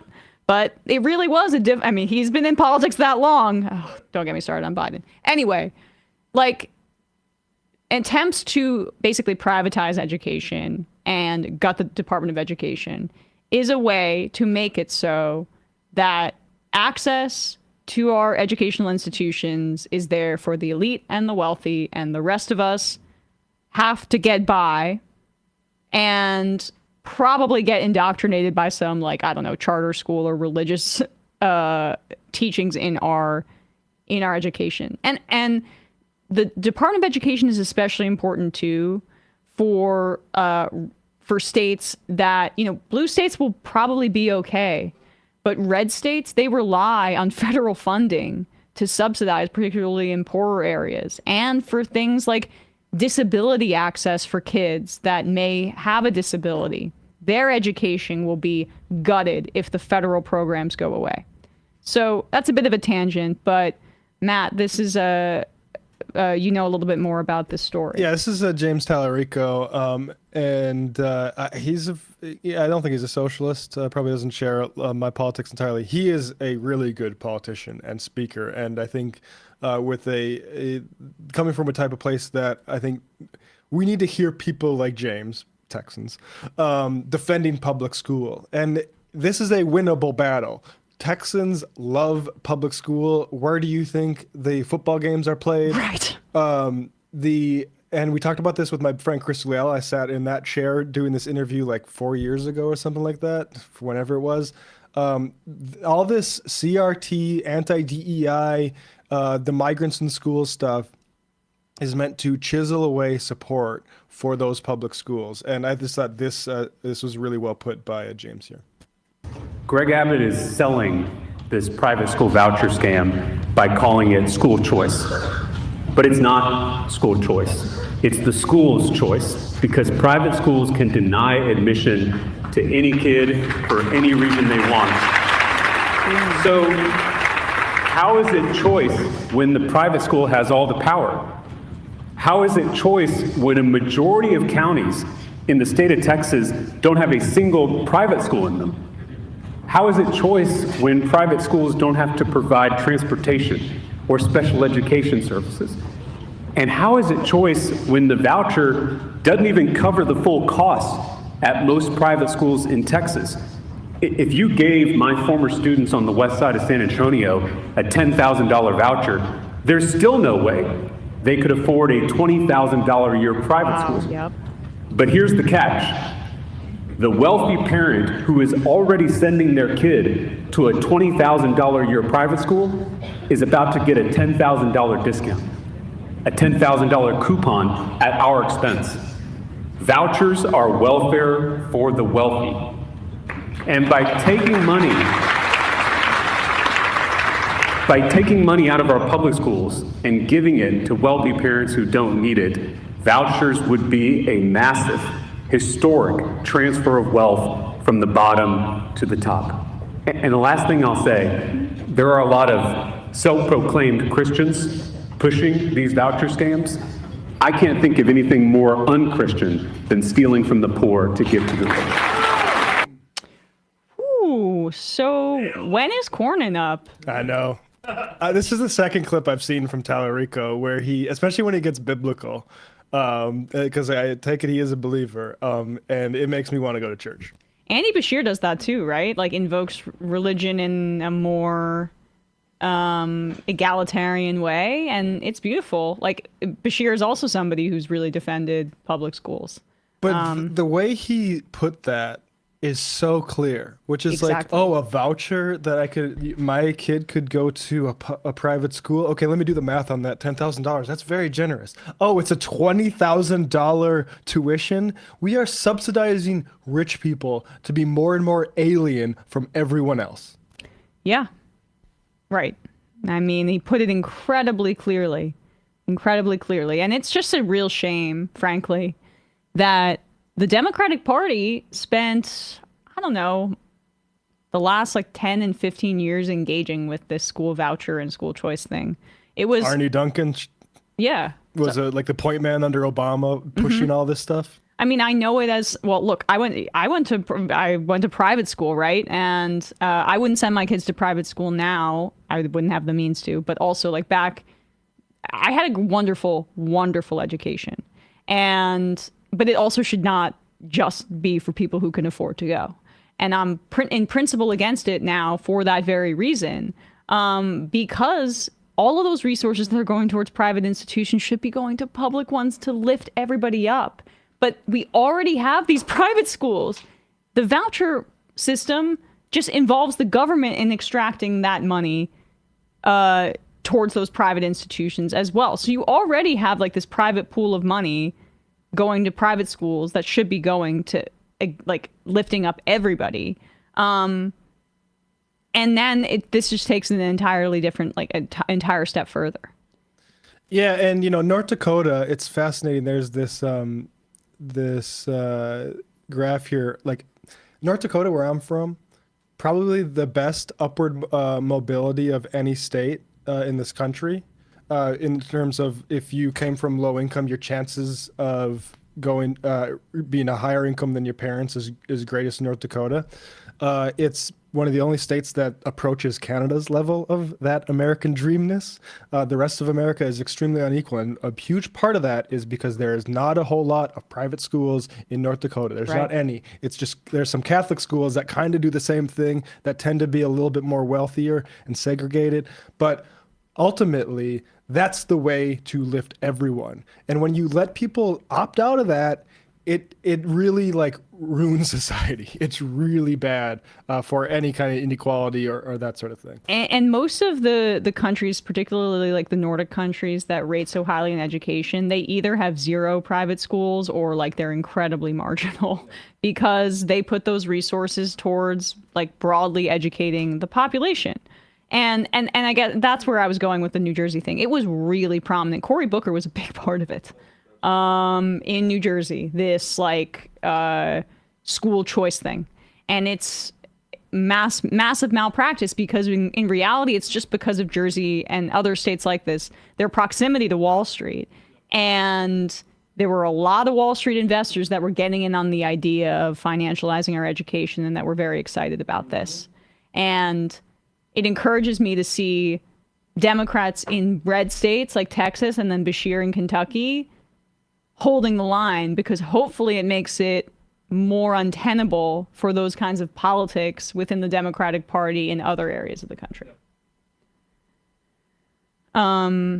Garrett from Nova, I went to private elementary and middle school in Minnesota and then public high school in Tennessee. I did the reverse. I joined, I was high school or a little bit of middle school. And then public high school in Tennessee. My kids will all be in public schools and we are going to advocate as fuck to ensure public schools are properly researched. Here, same. Alex from Denver, let me just say that Ryan Clark is just as good and consistent as he appears when you cover him, if not more so. We're so lucky to have him in Denver. I mean, just an oasis in our local news. Didn't he go after Boebert or something like that? Yeah. Why I Write the Right says 5-year plan, become a prolific IMer, start a YouTube channel under the same name. Why I Write the Right. Call in on a Thursday when Matt is feeling feisty. Say something stupid. Have him go off on me. Make a YouTube video about how all leftists are mean. Get TYT contract profits. Yeah, that might work out for you. Gold Rush John, Tallarico's delivery is reminiscent of Anthony Yellisnick, and I'm here for it. I don't get that reference. Me neither. Anthony Jeselnik's a Jeselnik? stand-up comedian. See, I don't know who that is. Okay. I don't quite follow that comparison, but that's interesting. All I know is Anthony Jeselnik from is the Shark Party joke. Oh, so I went with the Y for the J because I didn't know what the hell I was talking about. I would only say I can kind of see it, but Jeselnik is one of like in terms of his comedy, one of like the cruelest, most cynical comics on the planet. So very different material from. For sure. I love him though. He's very, very funny. Yeah, that's the thing is I don't want to. Maybe he's done things I haven't seen. I think he's genuinely. He had this joke, which is I thought kind of funny, which is he would do a shark party every time someone got eaten by a shark, just to kind of show how rare it is. Yeah. But then he had to like update the joke because the media kept going to the families of the victims of the sharks to say like, and it's like, no, the media, like you're the ones doing that. They like don't elevating need the you. fear of sharks. Yeah. Yes. They don't, that family doesn't need you to go say, hey, what about this American comedian? I mean, if it bleeds, it leads, right? But he also has like tells comedians to shut up about PC culture and stuff like that too, I'm pretty sure. Well, he's cool in my book then. A new Midwesterner. President Musk blocked $2 billion in infrastructure bill funds that has not gone out to states yet to fill gaps in EV charging hubs. Are they just going to keep blocking different funding pools until one of these cases goes to court? Pretty much. I mean, Yarvin says don't care about the courts. And that's what Musk is following. Because he's actually not a deep thinker in any way. He's just like working backwards from this stupid tech bro philosophy. What Now says, thank you all for what you do. We are living in a dark timeline, but listening to this show makes me feel connected to a community of people trying to make a better future. Sometimes it's hard to find that locally. I hear that. Media can help bring about imagined communities. Yeah. I have this Jeselnik thing if we want to watch. Okay, sure. Yeah, I can just go to it there. People want comedy to be dangerous. I want comedy to be dangerous. And if you can't get in trouble, it's not dangerous. Right. So complaining about cancel culture is just saying you want to take all of the danger out of it and you want it to be easy for you. Right. Then I think as soon as I say it, people cheer. Yeah. And this journalist was like, why do you think people are cheering? Mm-hmm. Do you think they believe you that you're about to talk about cancel culture? Do you think they are sick of cancel culture? Mm-hmm. And I'm like, no. They're way more savvy than that. They've seen the first 40 minutes of the special. Mm-hmm. They know I'm not suddenly turning into Ricky Gervais. Right. Like they get that I'm about to subvert this in some way. Yeah. But I hate people complaining about cancel culture. I hate comics complaining in general. It's the second comedy boom. It's not going anywhere. People are making more money than ever before. And Dave Chappelle, who's won every award in the world, is complaining that cancel culture is making his job harder. It's like, your job shouldn't be easy. If you're going to make that much fucking money, like, hey, maybe it should be a little hard. I got no issue with that. Nice. I like him. There's a lot of really cool comedians, like also doing different things, like more experimental stuff. Like that guy, gosh, he's had such a really funny special on HBO. No. Bargatze? What? No. Nate Bargatze? No. That's the only guy I've watched in a while.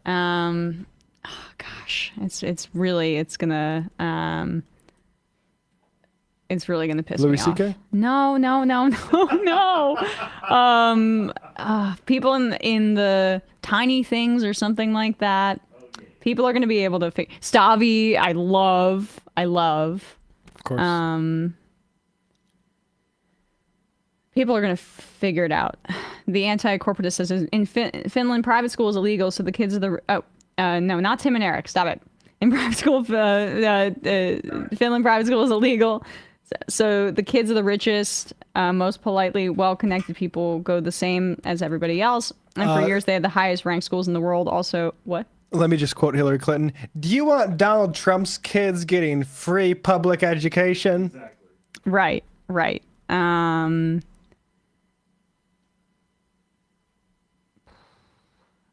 Also, when you're done with high school in Finland, if I remember correctly, you take a test to either go to university or trade school as appropriate.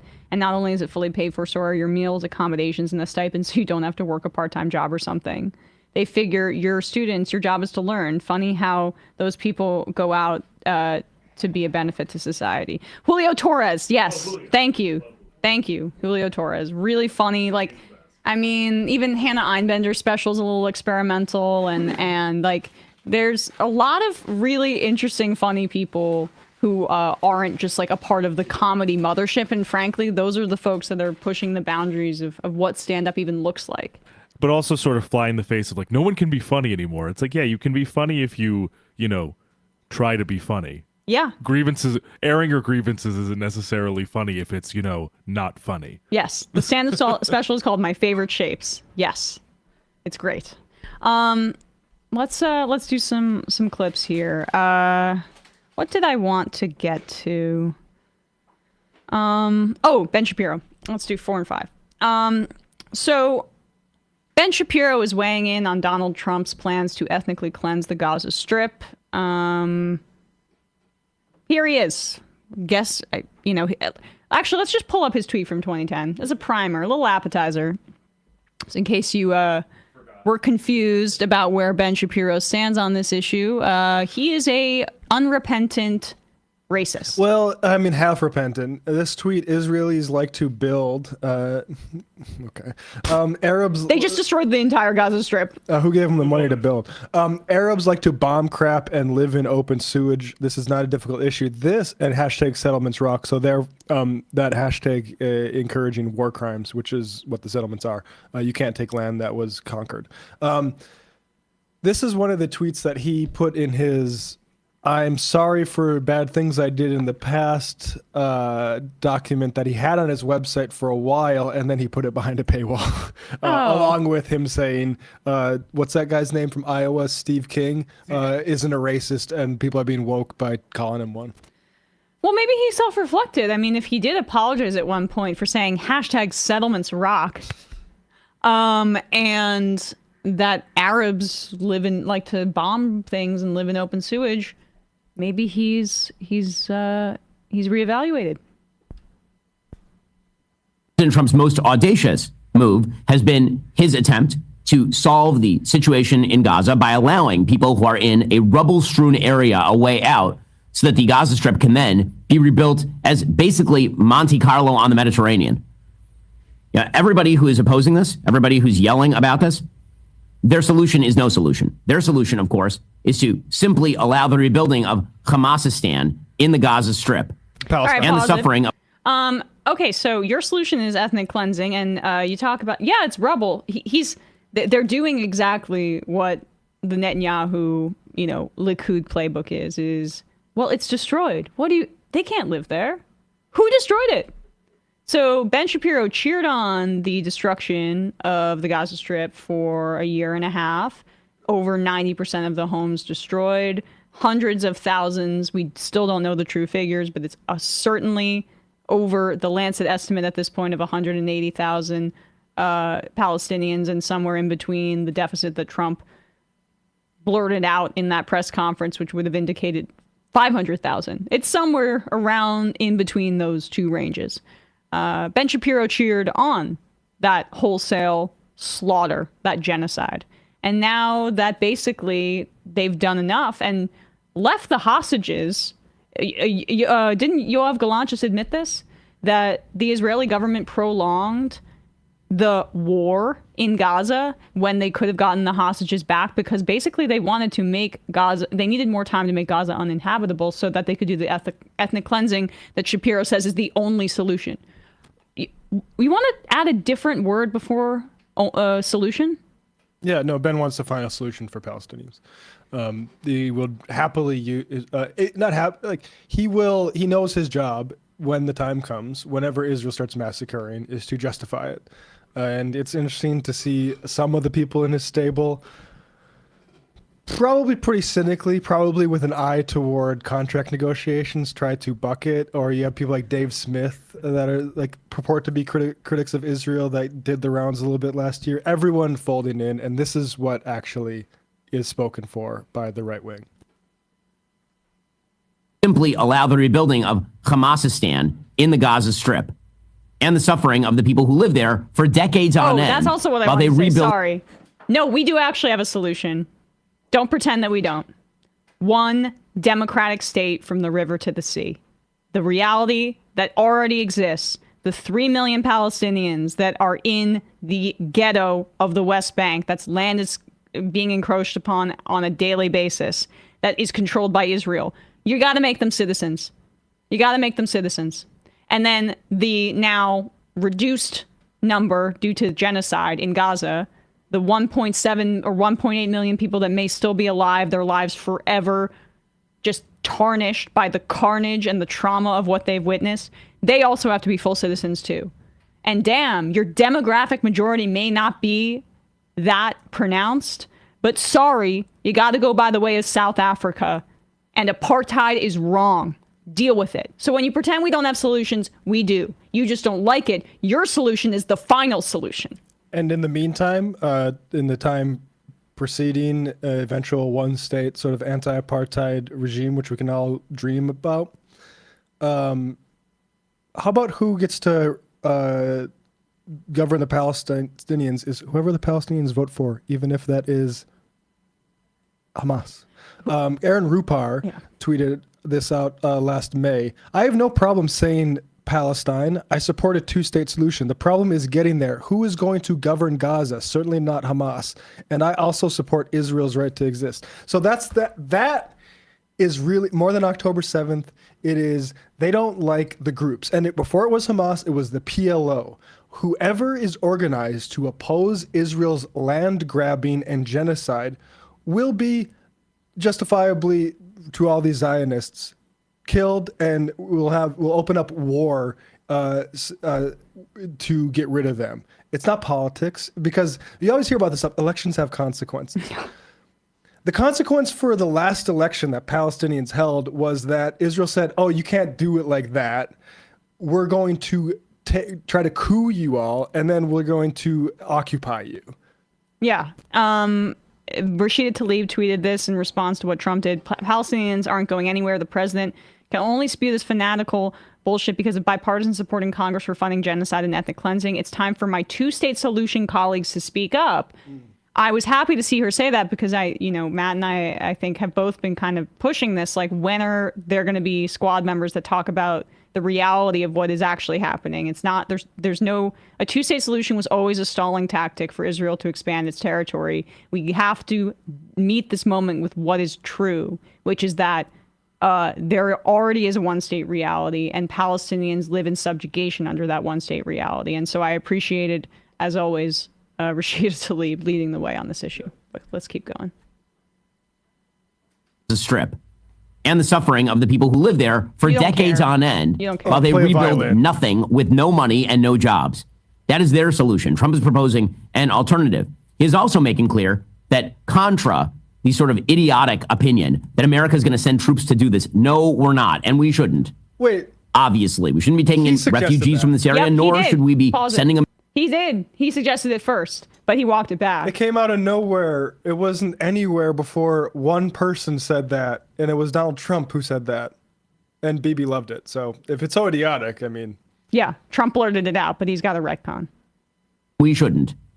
Obviously, we shouldn't be taking in refugees from this area, nor should we be sending American troops to this area. Of course, of course. Caroline Leavitt of the White House, she was asked about this by members of the media. About, are you risking American lives in Gaza? And she's like, what are you even talking about?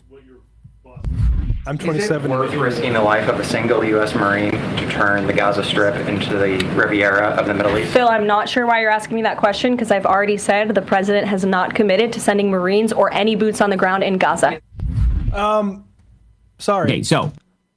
He didn't commit to never doing it, which was a follow-up to that question. I don't know why they couldn't find time for it in Ben Shapiro's thing, but she was explicitly asked, like, okay, so is he ruling it out? I don't know. We'll get back on. I don't know why I have to keep doing this again, responding to the words of the president as the presidential spokesperson. I mean, like, you're so irrational. Stop putting this upon me. Sending Marines or any boots on the ground in Gaza. Okay, so. Again, they made that clear. Trump himself made that clear this morning. He put out a statement, quote, the Gaza Strip would be turned over to the United States by Israel at the conclusion of fighting. The Palestinians, people like Chuck Schumer, I don't know what that means, but I'm for it, would have already been resettled in far safer and more beautiful communities with new and modern homes in the region. They would actually have a chance to be happy, safe, and free. The U.S., working with great development teams from all over the world, would slowly and carefully begin the construction of what would become one of the greatest and most spectacular developments of its kind on Earth. No soldiers by the U.S. would be needed. Stability for the region would reign. Again, President Trump sees this as a real estate project. He's a real estate guy. What he is basically saying is Israel should clear the ground. People who want to leave should be allowed to get out and go live somewhere that is not, in fact, a hellhole run by Hamas. And then the United States will basically take the thing that... They can't be honest. Yep. The people given opportunity, allowed to leave, they want to stay there, you fucking rabid Zionist. They want to stay in the land. You want to expel them out. And notice how he laughs about the joke, like the forced laughter about the joke about calling Schumer a Palestinian, which Trump has repeatedly done, referring to Palestinian as a slur, because he can't, as a non-Jewish person, call Schumer a bad Jew. But that's why, for mildly criticizing Netanyahu. But Trump feels like he can't say it. But Ben Shapiro thinks it's funny because that's how he feels about anybody who is Jewish who doesn't support Israel and isn't a Zionist. Any confirmed Zionist is this much of a bigot, and actually even the one that says Israelis like to build, Arabs like to live in sewage. Right, That's Zionism. And apparently, if you are repulsed by that, you're the bigot. In Ben Shapiro's worldview, you're the anti-Semite. Oh yeah, Uncle Sam is going to protect the little snowflakes that listen to Ben Shapiro across college campuses, make sure they aren't exposed to any kind of counter messaging about the propaganda that they have been abused with by Zionist education throughout their childhood. And you talk about safe spaces. The one place that we cannot have that is people who were abused with, frankly, overly emphasizing trauma and how sick the world is. Look, I understand that the Holocaust takes up a big spot in people's historical memory. Using it to forward a ethno-nationalist fascist colony has been a fucking disaster, and everyone can see it now. And it's a disgrace to the memory of the Holocaust to commit genocide in the name of the Holocaust. I mean, I don't know how we have to, how clear we have to be. Yaakov Rivkin, Enemies from Within, a book about Jewish resistance to Zionism, is one that I think more and more people should check out. Peter Beinart has a new book out, and hopefully we have him on soon, where he talks about, the reaction to this genocide as a Jewish person, and he speaks about it. He speaks. I mean, look, you can. There are many Jewish historians and intellectuals who speak out about this, but Ben Shapiro would say that they're bad Jews because they don't support genocide. And the other. I had another point. Again, my brain's falling apart. Maybe when Trump's Truth Social comes up, it'll remind me. Keep going. Just go back 10 seconds. Yeah. Project. He's a real estate guy. What he is basically saying is Israel should clear the ground. People who want to leave should be allowed to get out and go live somewhere that is not, in fact, a hellhole run by Hamas. And then the United States will basically take the thing that's good about the area, meaning the beachfront property, and turn it into something nice as a good investment. Something nice. He's basically going to syndicate a real estate deal in Gaza, is the thing that Trump is saying. Not that he's going to pour 20,000 American troops, God forbid, into the Gaza Strip in order to clear out Hamas. He's saying that's Israel's job. Let Israel do its job. Oh, that's and finish off Hamas. Let it do. And let then them give do people its job. who've been living in the worst. We're good. That was what I wanted to say. Is Shapiro is working overtime to maintain this fiction that Trump is anti-war, because that is what some of his new fans say they like about him. Because so he's the Democrats abandoned that shit. Right. So he's doing PR for it. How long is that going to last? It's so desperate. And the guy who said he was going to end the Ukraine-Russia thing by telling Vladimir Putin to knock it off, but instead said, maybe we should do some more conscription and give us some of your minerals. Right. Right. If you want these missiles to keep coming. Could we just really quickly listen to what Trump said again? Yeah. I would like, just because I want you to just listen to it here to consider how Shapiro is so adamant saying that no personnel from America would possibly be needed in Gaza based off of what Trump and his press secretary said. Yeah, let's listen to Trump's own words to see if everyone's being hysterical. and they can live out their lives in peace and harmony instead of having to go back and do it again. The U.S. will take over the Gaza Strip, and we will do a job with it, too. We'll own it and be responsible for dismantling all of the dangerous unexploded bombs and other weapons on the site, level the site and get rid of the destroyed buildings, level it out, create an economic development that will supply unlimited numbers of jobs and housing for the people of the area. Do a real job, do something different. Just can't go back. If you go back, it's going to end up the same way it has for 100 years. I'm hopeful. People of the area. So to be clear, can the United States remotely remove unexploded bombs and remove demolished buildings? Can the United States rebuild physical structures remotely? Is that possible? Yeah. I don't know. Is that reporter in the White House press briefing room the dumbest person on the planet for asking how this is going to happen with through a computer screen or a drone, I guess? They're just lying and trying to do whatever they want. It's the same thing with the Treasury. They're lying about these Doge freaks having access to the Treasury because they don't want to spook the market, and they're just going to be like, screw you. So everyone's got to keep leaking. Keep leaking. And on Shapiro, the dude just defended Elon Musk doing a Nazi salute. You're done with your credibility about anti-Semitism. I mean, he was a defender of Stephen King, not the horror director. Steve King, the Iowa white supremacist representative. Under the Dome is a good book. Who Steve King, who literally said white national. I don't see the problem with the term white nationalist. Who, by the way, if that scandal happened today, there's no chance he would have resigned. Yeah, he'd still be in Congress. He'd still be in Congress. He's probably thinking like, oh, I really, really miss my time. The book I mentioned, anybody who wants to read it, is A Threat from Within, A Century of Jewish Opposition to Zionism by Yaakov Rabkin. People should read that and compare it to... they might understand that Ben Shapiro is basically an overgrown... as Einstein said about the Betar Youth movement, these are basically what the Hitler Youth is for our people. Yep. Shargun says, Ben Shapiro is an emotional and irrational dweeb who internalized European anti-Semitism. He's also a racist because these bigotries usually travel together. Henry Ford was also a profoundly racist person in addition to supporting Hitler. Bibi Netanyahu's son has been in Florida this entire time doing edgelord shit online with like Pepe frogs and stuff like that. Jay Tingle, Shapiro is apparently unaware that we already have a Monte Carlo of the Riviera. It's called Monte Carlo.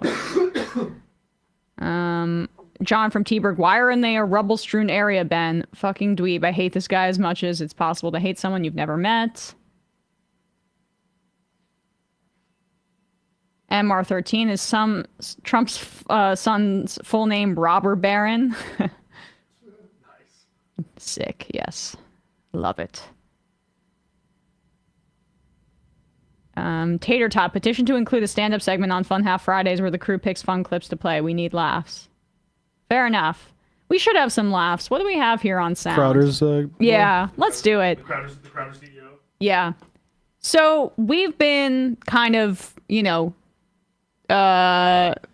just using this Crowder deposition as a bit of levity on in the Fun Half. The algorithm put this one on my YouTube front page. So tell us a little bit about this, Matt. This is the Mug Club CEO, Gerald Morgan. Yeah, Gerald. People might know him from being like somehow the most charisma-less member of Louder with Crowder. But he has a lot of airtime now that like half of the people who used to work on Crowder have left under and hate Steven now. Like pick a random person who's not there anymore and look at what he's made. Like Dave Landau. Yeah. Landau, not gay Jared. I mean, they accused Sven him Computer. Computer, yep. Like a toxic workplace, 100%. including putting his genitalia repeatedly on one of his male employees. But Gerald is sort of the Ghislaine of the Louder with Crowder. The Ed McMahon to Crowder. He's there to say it's actually funny if Steven puts his balls on your shoulder. This is just how we unwind. It turns out that the Louder with Crowder team as a whole is pretty brain dead. when it comes to things like fascism and white supremacy. And they got sued because they do what they always do whenever there's a gun violence in this country. You know, the guy who has a gun on his desk saying it's good that people buy so many guns.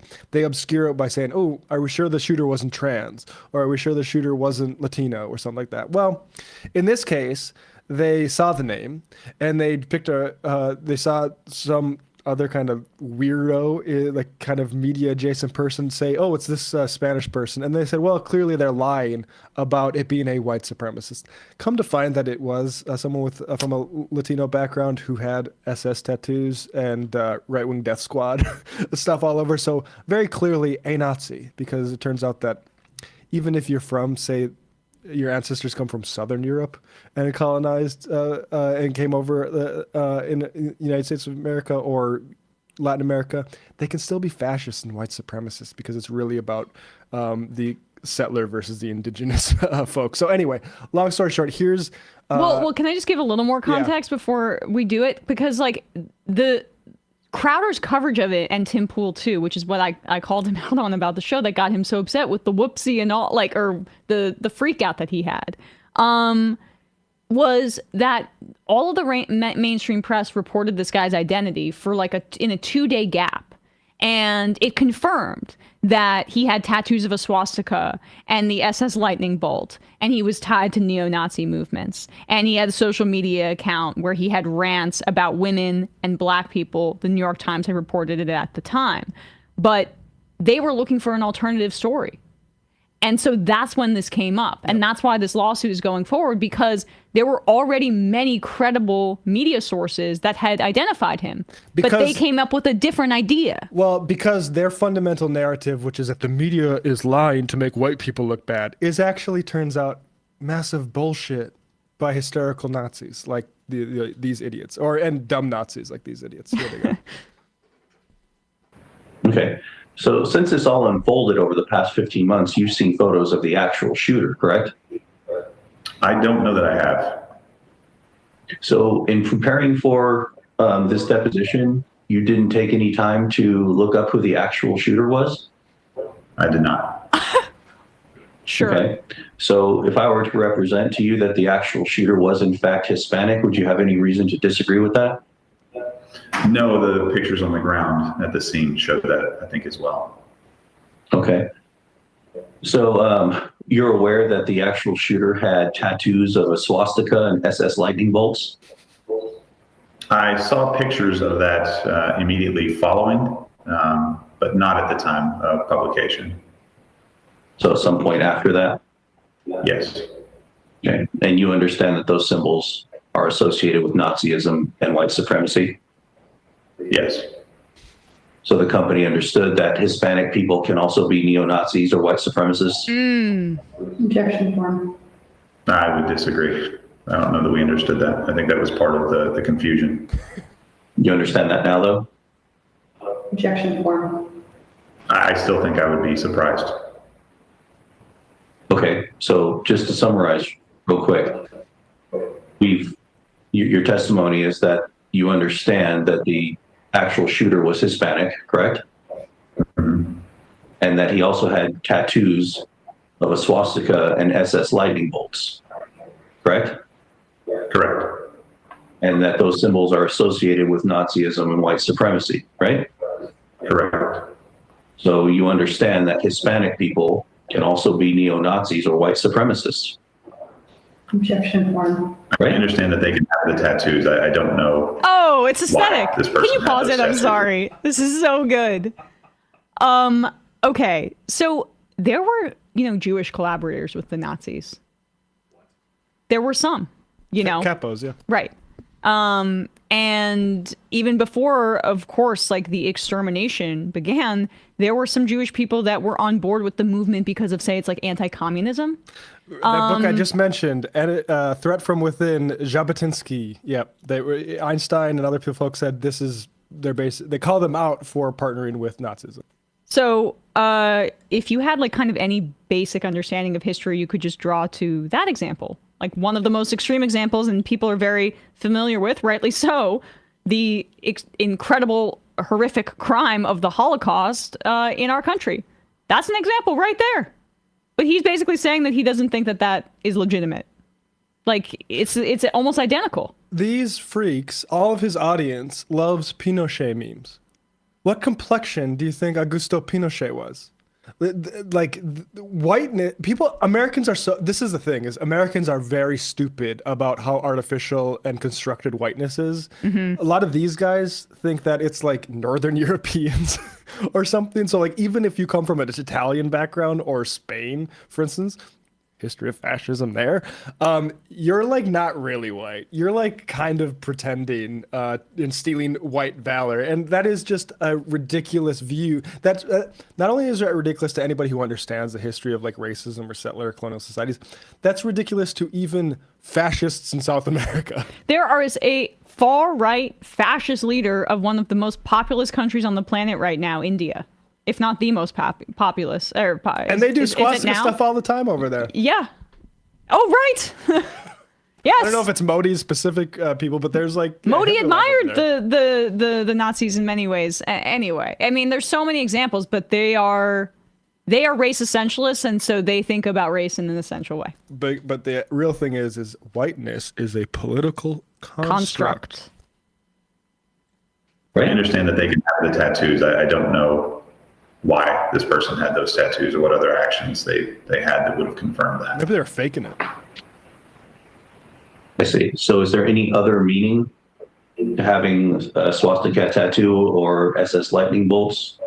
Somebody tattoos that on themselves? No, I don't think so. It's a pretty bold step. Yeah, deductive reasoning, Gerald. Yeah. God, we need more critical thinking in schools. So the possibility that the shooter was actually a Hispanic neo-Nazi or Hispanic white supremacist is not something the company considered before it published my client's photo linking him to the shooting. I think we were all a little surprised by that claim. I understand. But is that something the company considered before it published the photo? I don't believe so. I think it surprised us that claim is being made by the media. What? Okay. Is it the company's understanding that some Hispanic people consider themselves white, some do not? Therefore, Hispanic people can also be white supremacists? Objection form. I don't know what Hispanic people consider themselves potentially as it relates to this. I'm unsure.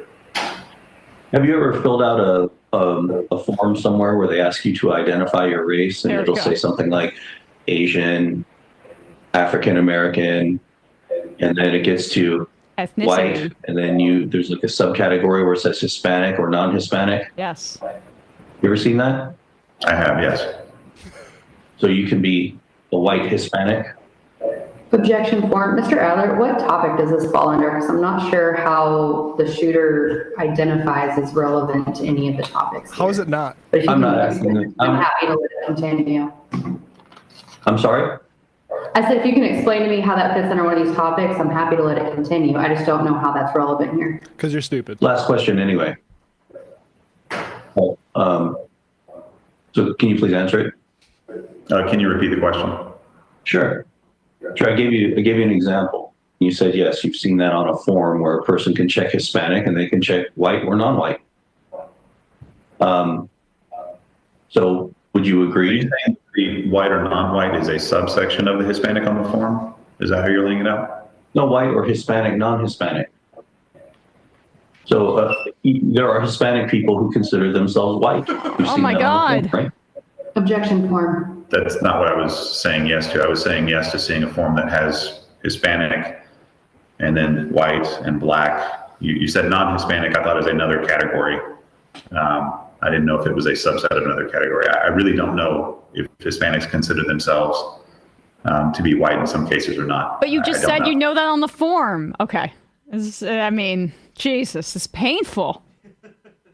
He's being purposefully obtuse, obviously. Well, it's an ideological, let's call it ideological retardation, which is that he can't admit that whiteness is malleable. It's not just skin tone. It is actually a political construct of like what's this? No, this is for something sorry. separate. Yeah. I genuinely think he's not trying to just be obtuse. I genuinely think that they don't understand that Hispanic people can also be white supremacists. I think it breaks their brain somehow. But that's because they're dumb. No, exactly. Yeah, right. Well, and also it's funny that all of a sudden the change my mind smartest debaters in the entire world who are always right basically lose object permanence once under oath. Yeah. Basically become the dumbest people in the entire Just entire can't planet. recall. Not a single person on that team said, "Wait a minute. What if he's both Latino and a Nazi?" Maybe the narrative, not to mention like the right guy who did the shooting, put that aside for a second. Like not a single person on the entire team thought that we should worry about that in case we get sued. Yeah. Insane. All right. This is the last clip. I saw this on social media, and it's an old video of Milton Friedman, and it just really stuck out to me. And it's from 1999. He's speaking with the Hoover Institute's Peter Robinson about which government agencies he would keep and which ones he would abolish. And, Milton Friedman is the economist that basically is the foundation of Republican thought from the neoliberal era on. And this is Greenspan-inspired sort of guy, yeah. Exactly. And he inspired many of the governments around the world that looted their federal governments, their structures, and unleashed unfettered free market capitalism, which Speaking of Pinochet. Right. Which meant Pinochet's a great example, which meant death squads in those instances, mass suppression of dissent. A constitution that locks in the rights of the major property owners. Was both violent, exacerbated income and wealth inequality, led to revolution. This is the vision that is currently being implemented by Musk and Trump. And so this is just a little lesson to leave folks with as our last clip of the day on Friday.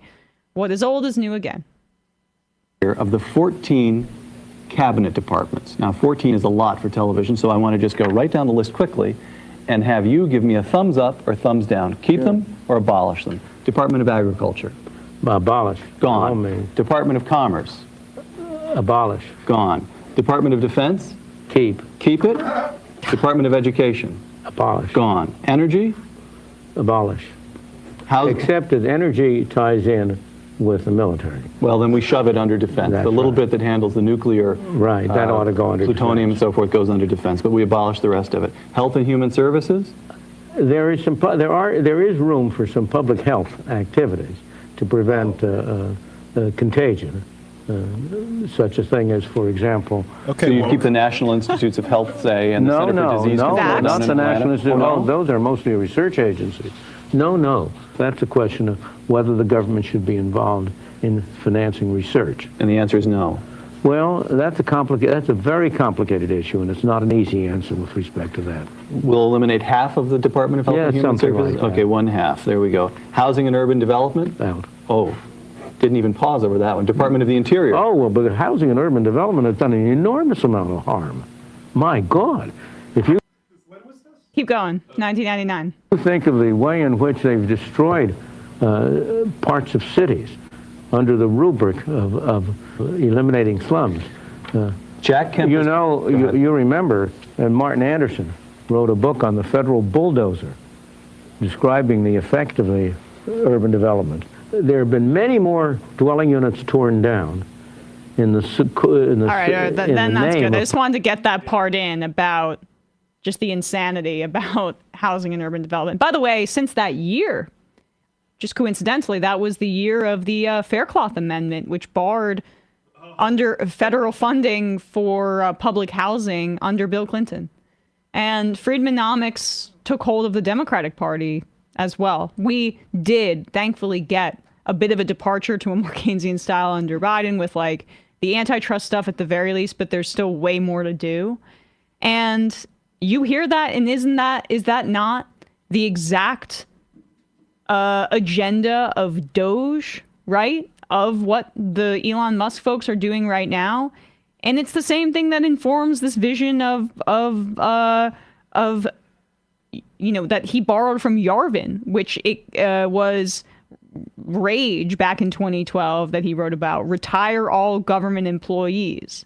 The Doge thing is just a rebranded, rebooted version of what Friedman says, and then the methods that Yarvin encourages is basically autocracy to get what Milton Friedman's anarcho-capitalist utopia really looks like, which is just like, it's an Ayn Randian vision. It's what we did to Chile. Yeah. In 1975, Friedman went with Pinochet to convince him that Chile's economy required shock treatment. It's kind of what's going on now, primarily in the form of drastic reduction in public spending. The general, Friedman noted, was sympathetically attracted to the idea of a shock treatment, but was clearly distressed at the possible temporary unemployment that might be caused. So Milton Friedman and his buddies said, hey, dictator, that's going to do massive amount of repression in Chile, don't worry so much about how harmed people are by the shock treatment. Quote, there is no way to end the inflation that will not involve a temporary transitional period. We saw how temporary that was. A temporary transitional period of severe difficulties, including unemployment. Yep. And this was the Chicago School of Economics. You'll hear the reference to the Chicago boys frequently, and like, yes, they're the schools that they set up to teach Milton Friedman economics in Chile, so they could churn out a bunch of primed bureaucrats or like government workers and people who were going to be deployed to implement this agenda. I mean, doesn't this sound like what Trump has been doing with Project 2025, stacking the government with his own loyalists? So this is bringing shock therapy and Friedman economics domestically to the United States. And hopefully it educates folks about what we've done to the world. But we're in for a lot of pain right now because this is the chickens coming home to roost with the Friedman ideology. They've gotten power and they're committed to implementing it. And the Democrats have to respond with a vision that is not just like, okay, we'll keep liberal free market fundamentalism, but we'll still support gay rights and trans people and be anti-racist. Like, those things are good. But you see how neatly racism fits in with Friedman's vision. The way he goes off there about housing and urban development. That, wow, building housing in cities has made them worse? For who, Milton? For who?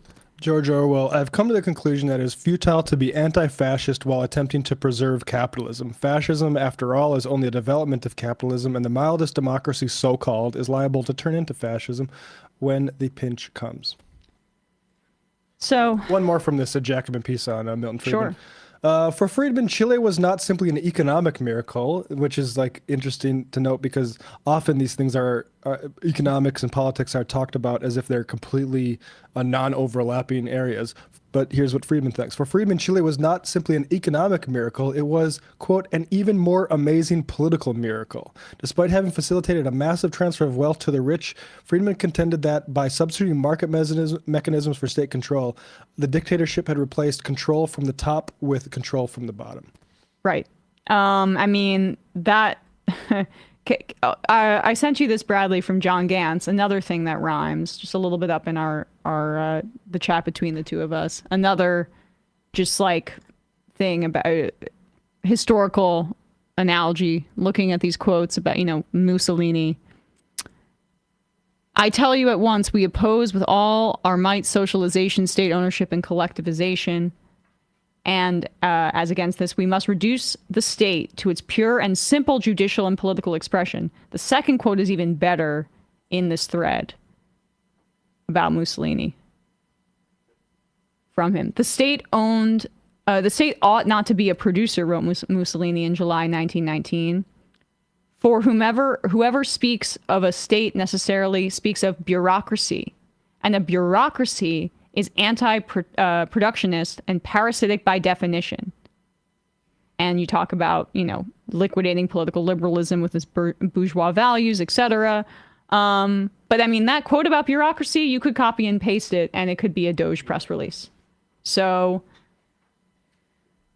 what's comforting about having historical examples is that we know we can see and look at blueprints of how to fight it. But it is a good reminder that, like, there are rebrands and reboots, but it's the same old story. The same old tactics. That's what's also so funny about the tweet that Gans is quote tweeting, which is Senator Mike Lee saying, "Name a fascist dictator." No, is that really him? Oh, it's base Mike Lee. Yeah, that's That's actually him. Yeah. That's the senior senator from Utah. Name a fascist dictator whose agenda entailed limiting the size, cost, and power of government. As if it's never happened before. The better question is, name one who wasn't. Yes. This is from Pavel Wargun. Hitler, having received backing from Germany's major industrialists and oligarchs, took these policies even further. In 1934, he embarked on a major privatization agenda. The railways, public banks, public works projects, construction agencies, and steel plants will be turned over to private hands. Hitler implemented a profit guarantee and launched a major deregulation plan, eliminating rules on minimum wages and minimum working conditions. He cut aid to the homeless and then dispatched them to concentration camps. Interesting. That's probably something that's going to happen here too. Since these measures were opposed by unionists, Hitler sent his thugs to brutalize them. Union leaders too often ended up in the camps. The fiercest opponents of these measures, the communists, who wanted to see the means of production in workers' hands, were the primary targets. That is why the famous poem begins with the words, "First they came for the communists." And Pavel says, much of this is freely available and amply evidenced in the transcripts of the Nuremberg trials. At its most basic, fascism arises when the profit motive quashes the public good. I didn't even think to even address that tweet that was quote tweeted because I thought there's no way that @based Mike Lee is actually the Senator Mike Lee, but I guess I'm not based enough to get it. Bootlicker Mike Lee. Yeah, pathetic. All right, guys, going to read some IMs and then we'll get out of here. It's Friday.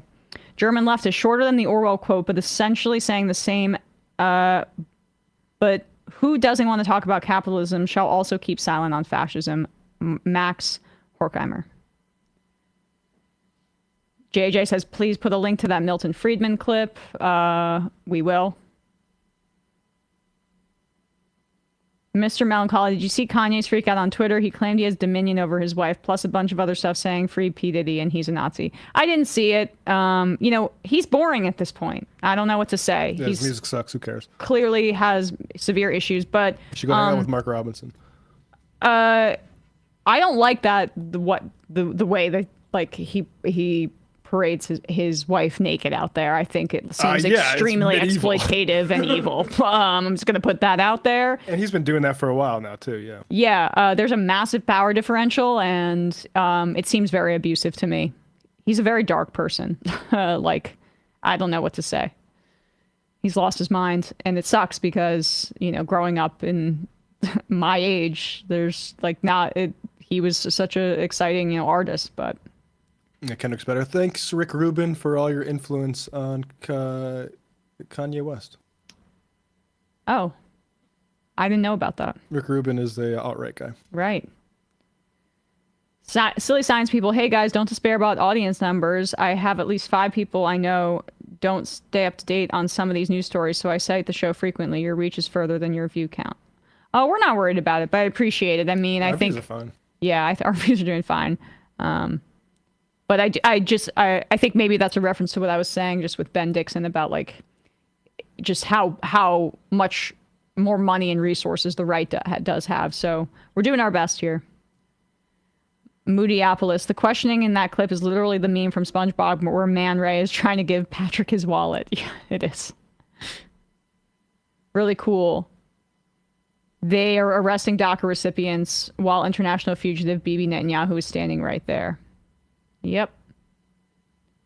10 lawn gnomes. Not sure if it's been brought up, but isn't Musk and the rest of his new doggy agency now subject to the Hatch Act preventing partisan activities while doing office work?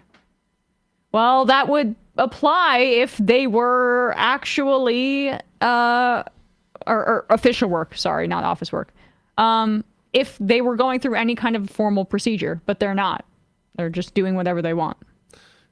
Law is kind of sidelined right now, and it's been sidelined for over a year. What's the Leahy law? Like, Yeah. if you can just start ignoring this shit, it's going to be start ignored.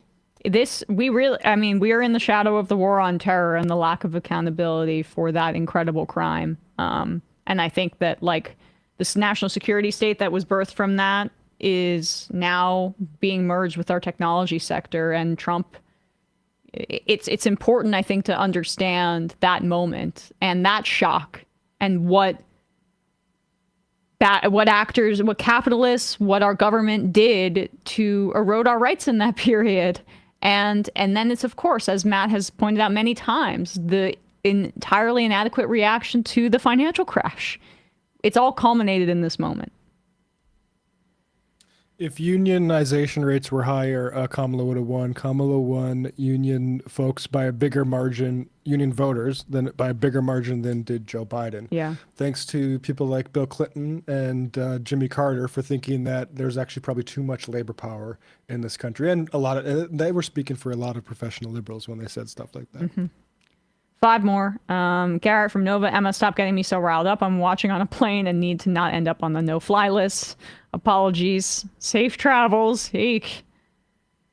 BRB forever. After the Oslo Accords, PM Yitzhak Rabin in his last speech before the Knesset called for the state of Israel alongside a Palestinian entity, an entity which is less than the state. He wanted to expand West Bank settlements and didn't accept Palestinian control of East Jerusalem, the proposed capital of Palestine. Israel has not at any point accepted the two-state solution. And today, the recognition of a Palestinian state is against the law in Israel. It's exactly right. Yeah, it's a big lie to waste time so they can do more extermination and land grabbing. Shrimpo Baranzan says Musk is reportedly buying a $40 million Super Bowl ad to show the waste they're eliminating. You know, I hope Kendrick Lamar makes a little political statement. Me too. In the halftime show. Look, I want to hear, Not Like Us as much as anybody. He should do fuck Donald Trump. He should play fuck Donald Trump. He should. He should. But artists, we didn't even did the update. Did you guys see that Chappell Roan, that she did that speech about at the Grammys about giving healthcare to their artists and treating them better. And the Hollywood Reporter, a billionaire, immediately after one artist called them out publicly, took out an opinion piece about how wrong she is and how messed up she is, and dragged Halsey into it. And she went out and defended her. I mean, this says everything, right? So more artists need to use their power like this. Yeah, this was, I know, I don't want to keep you guys here too long. It's Friday, but so Jeff Rabban put out an op-ed. So maybe we'll cover that on Monday. A Zionist billionaire, interesting. Oh, that's him? Oh. Sounds like it. Who is you? We can't build I think you meant fucking infrastructure or houses domestically in the U.S. How the fuck are we going to rebuild Gaza when we can't do any of this at home? Also, I like the party that wants to build a wall to keep refugees out, wondering why, Jordan and Egypt just don't take 1 million people displaced against their will. Mr.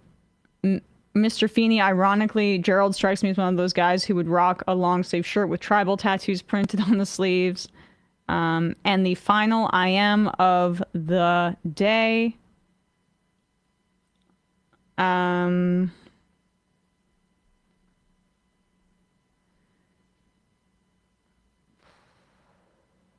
I know who this Jeff Rabban is. He's been on Ben Shapiro's show before. No gotcha. worries. Okay, so I was right. Maybe not a billionaire, though. The other the Chicago boys are well named. The only other group I think when I hear that are fucking, the only other group I think of when I hear that are fucking gangsters. Yep, well said. That's who runs it. That's who runs it. Gangster capitalism. All right, Trump guys. Trump is a gangster. Trump is a criminal. Yep. Who has exploited undocumented labor to build hotels. And he's aware of that. And he knows that, that's how this shit works. And he's under no jeopardy in talking about, American workers and la, la, la, la. He's under no jeopardy of taking heat about it. Exactly. All right, guys. Appreciate you all. We will see you on Monday. It might take all the strength I got to get to where I want, but I know somehow I'm gonna get there. I wasn't looking when I just got caught between the truth and the light bar. But finding out won't make me feel any better. Yeah, I know the clock is ticking, but the meds are gonna kick in, and my pilot light's shining bright. I get somewhere the choice was made, for the option where you don't get paid, for the road that bends before it finally breaks you. I guess somehow I lost my drive between the 101 and the 5. Do you know how far the detour takes you? Yeah, I know the clock is ticking, but the meds are gonna kick in, and my pilot light's shining bright.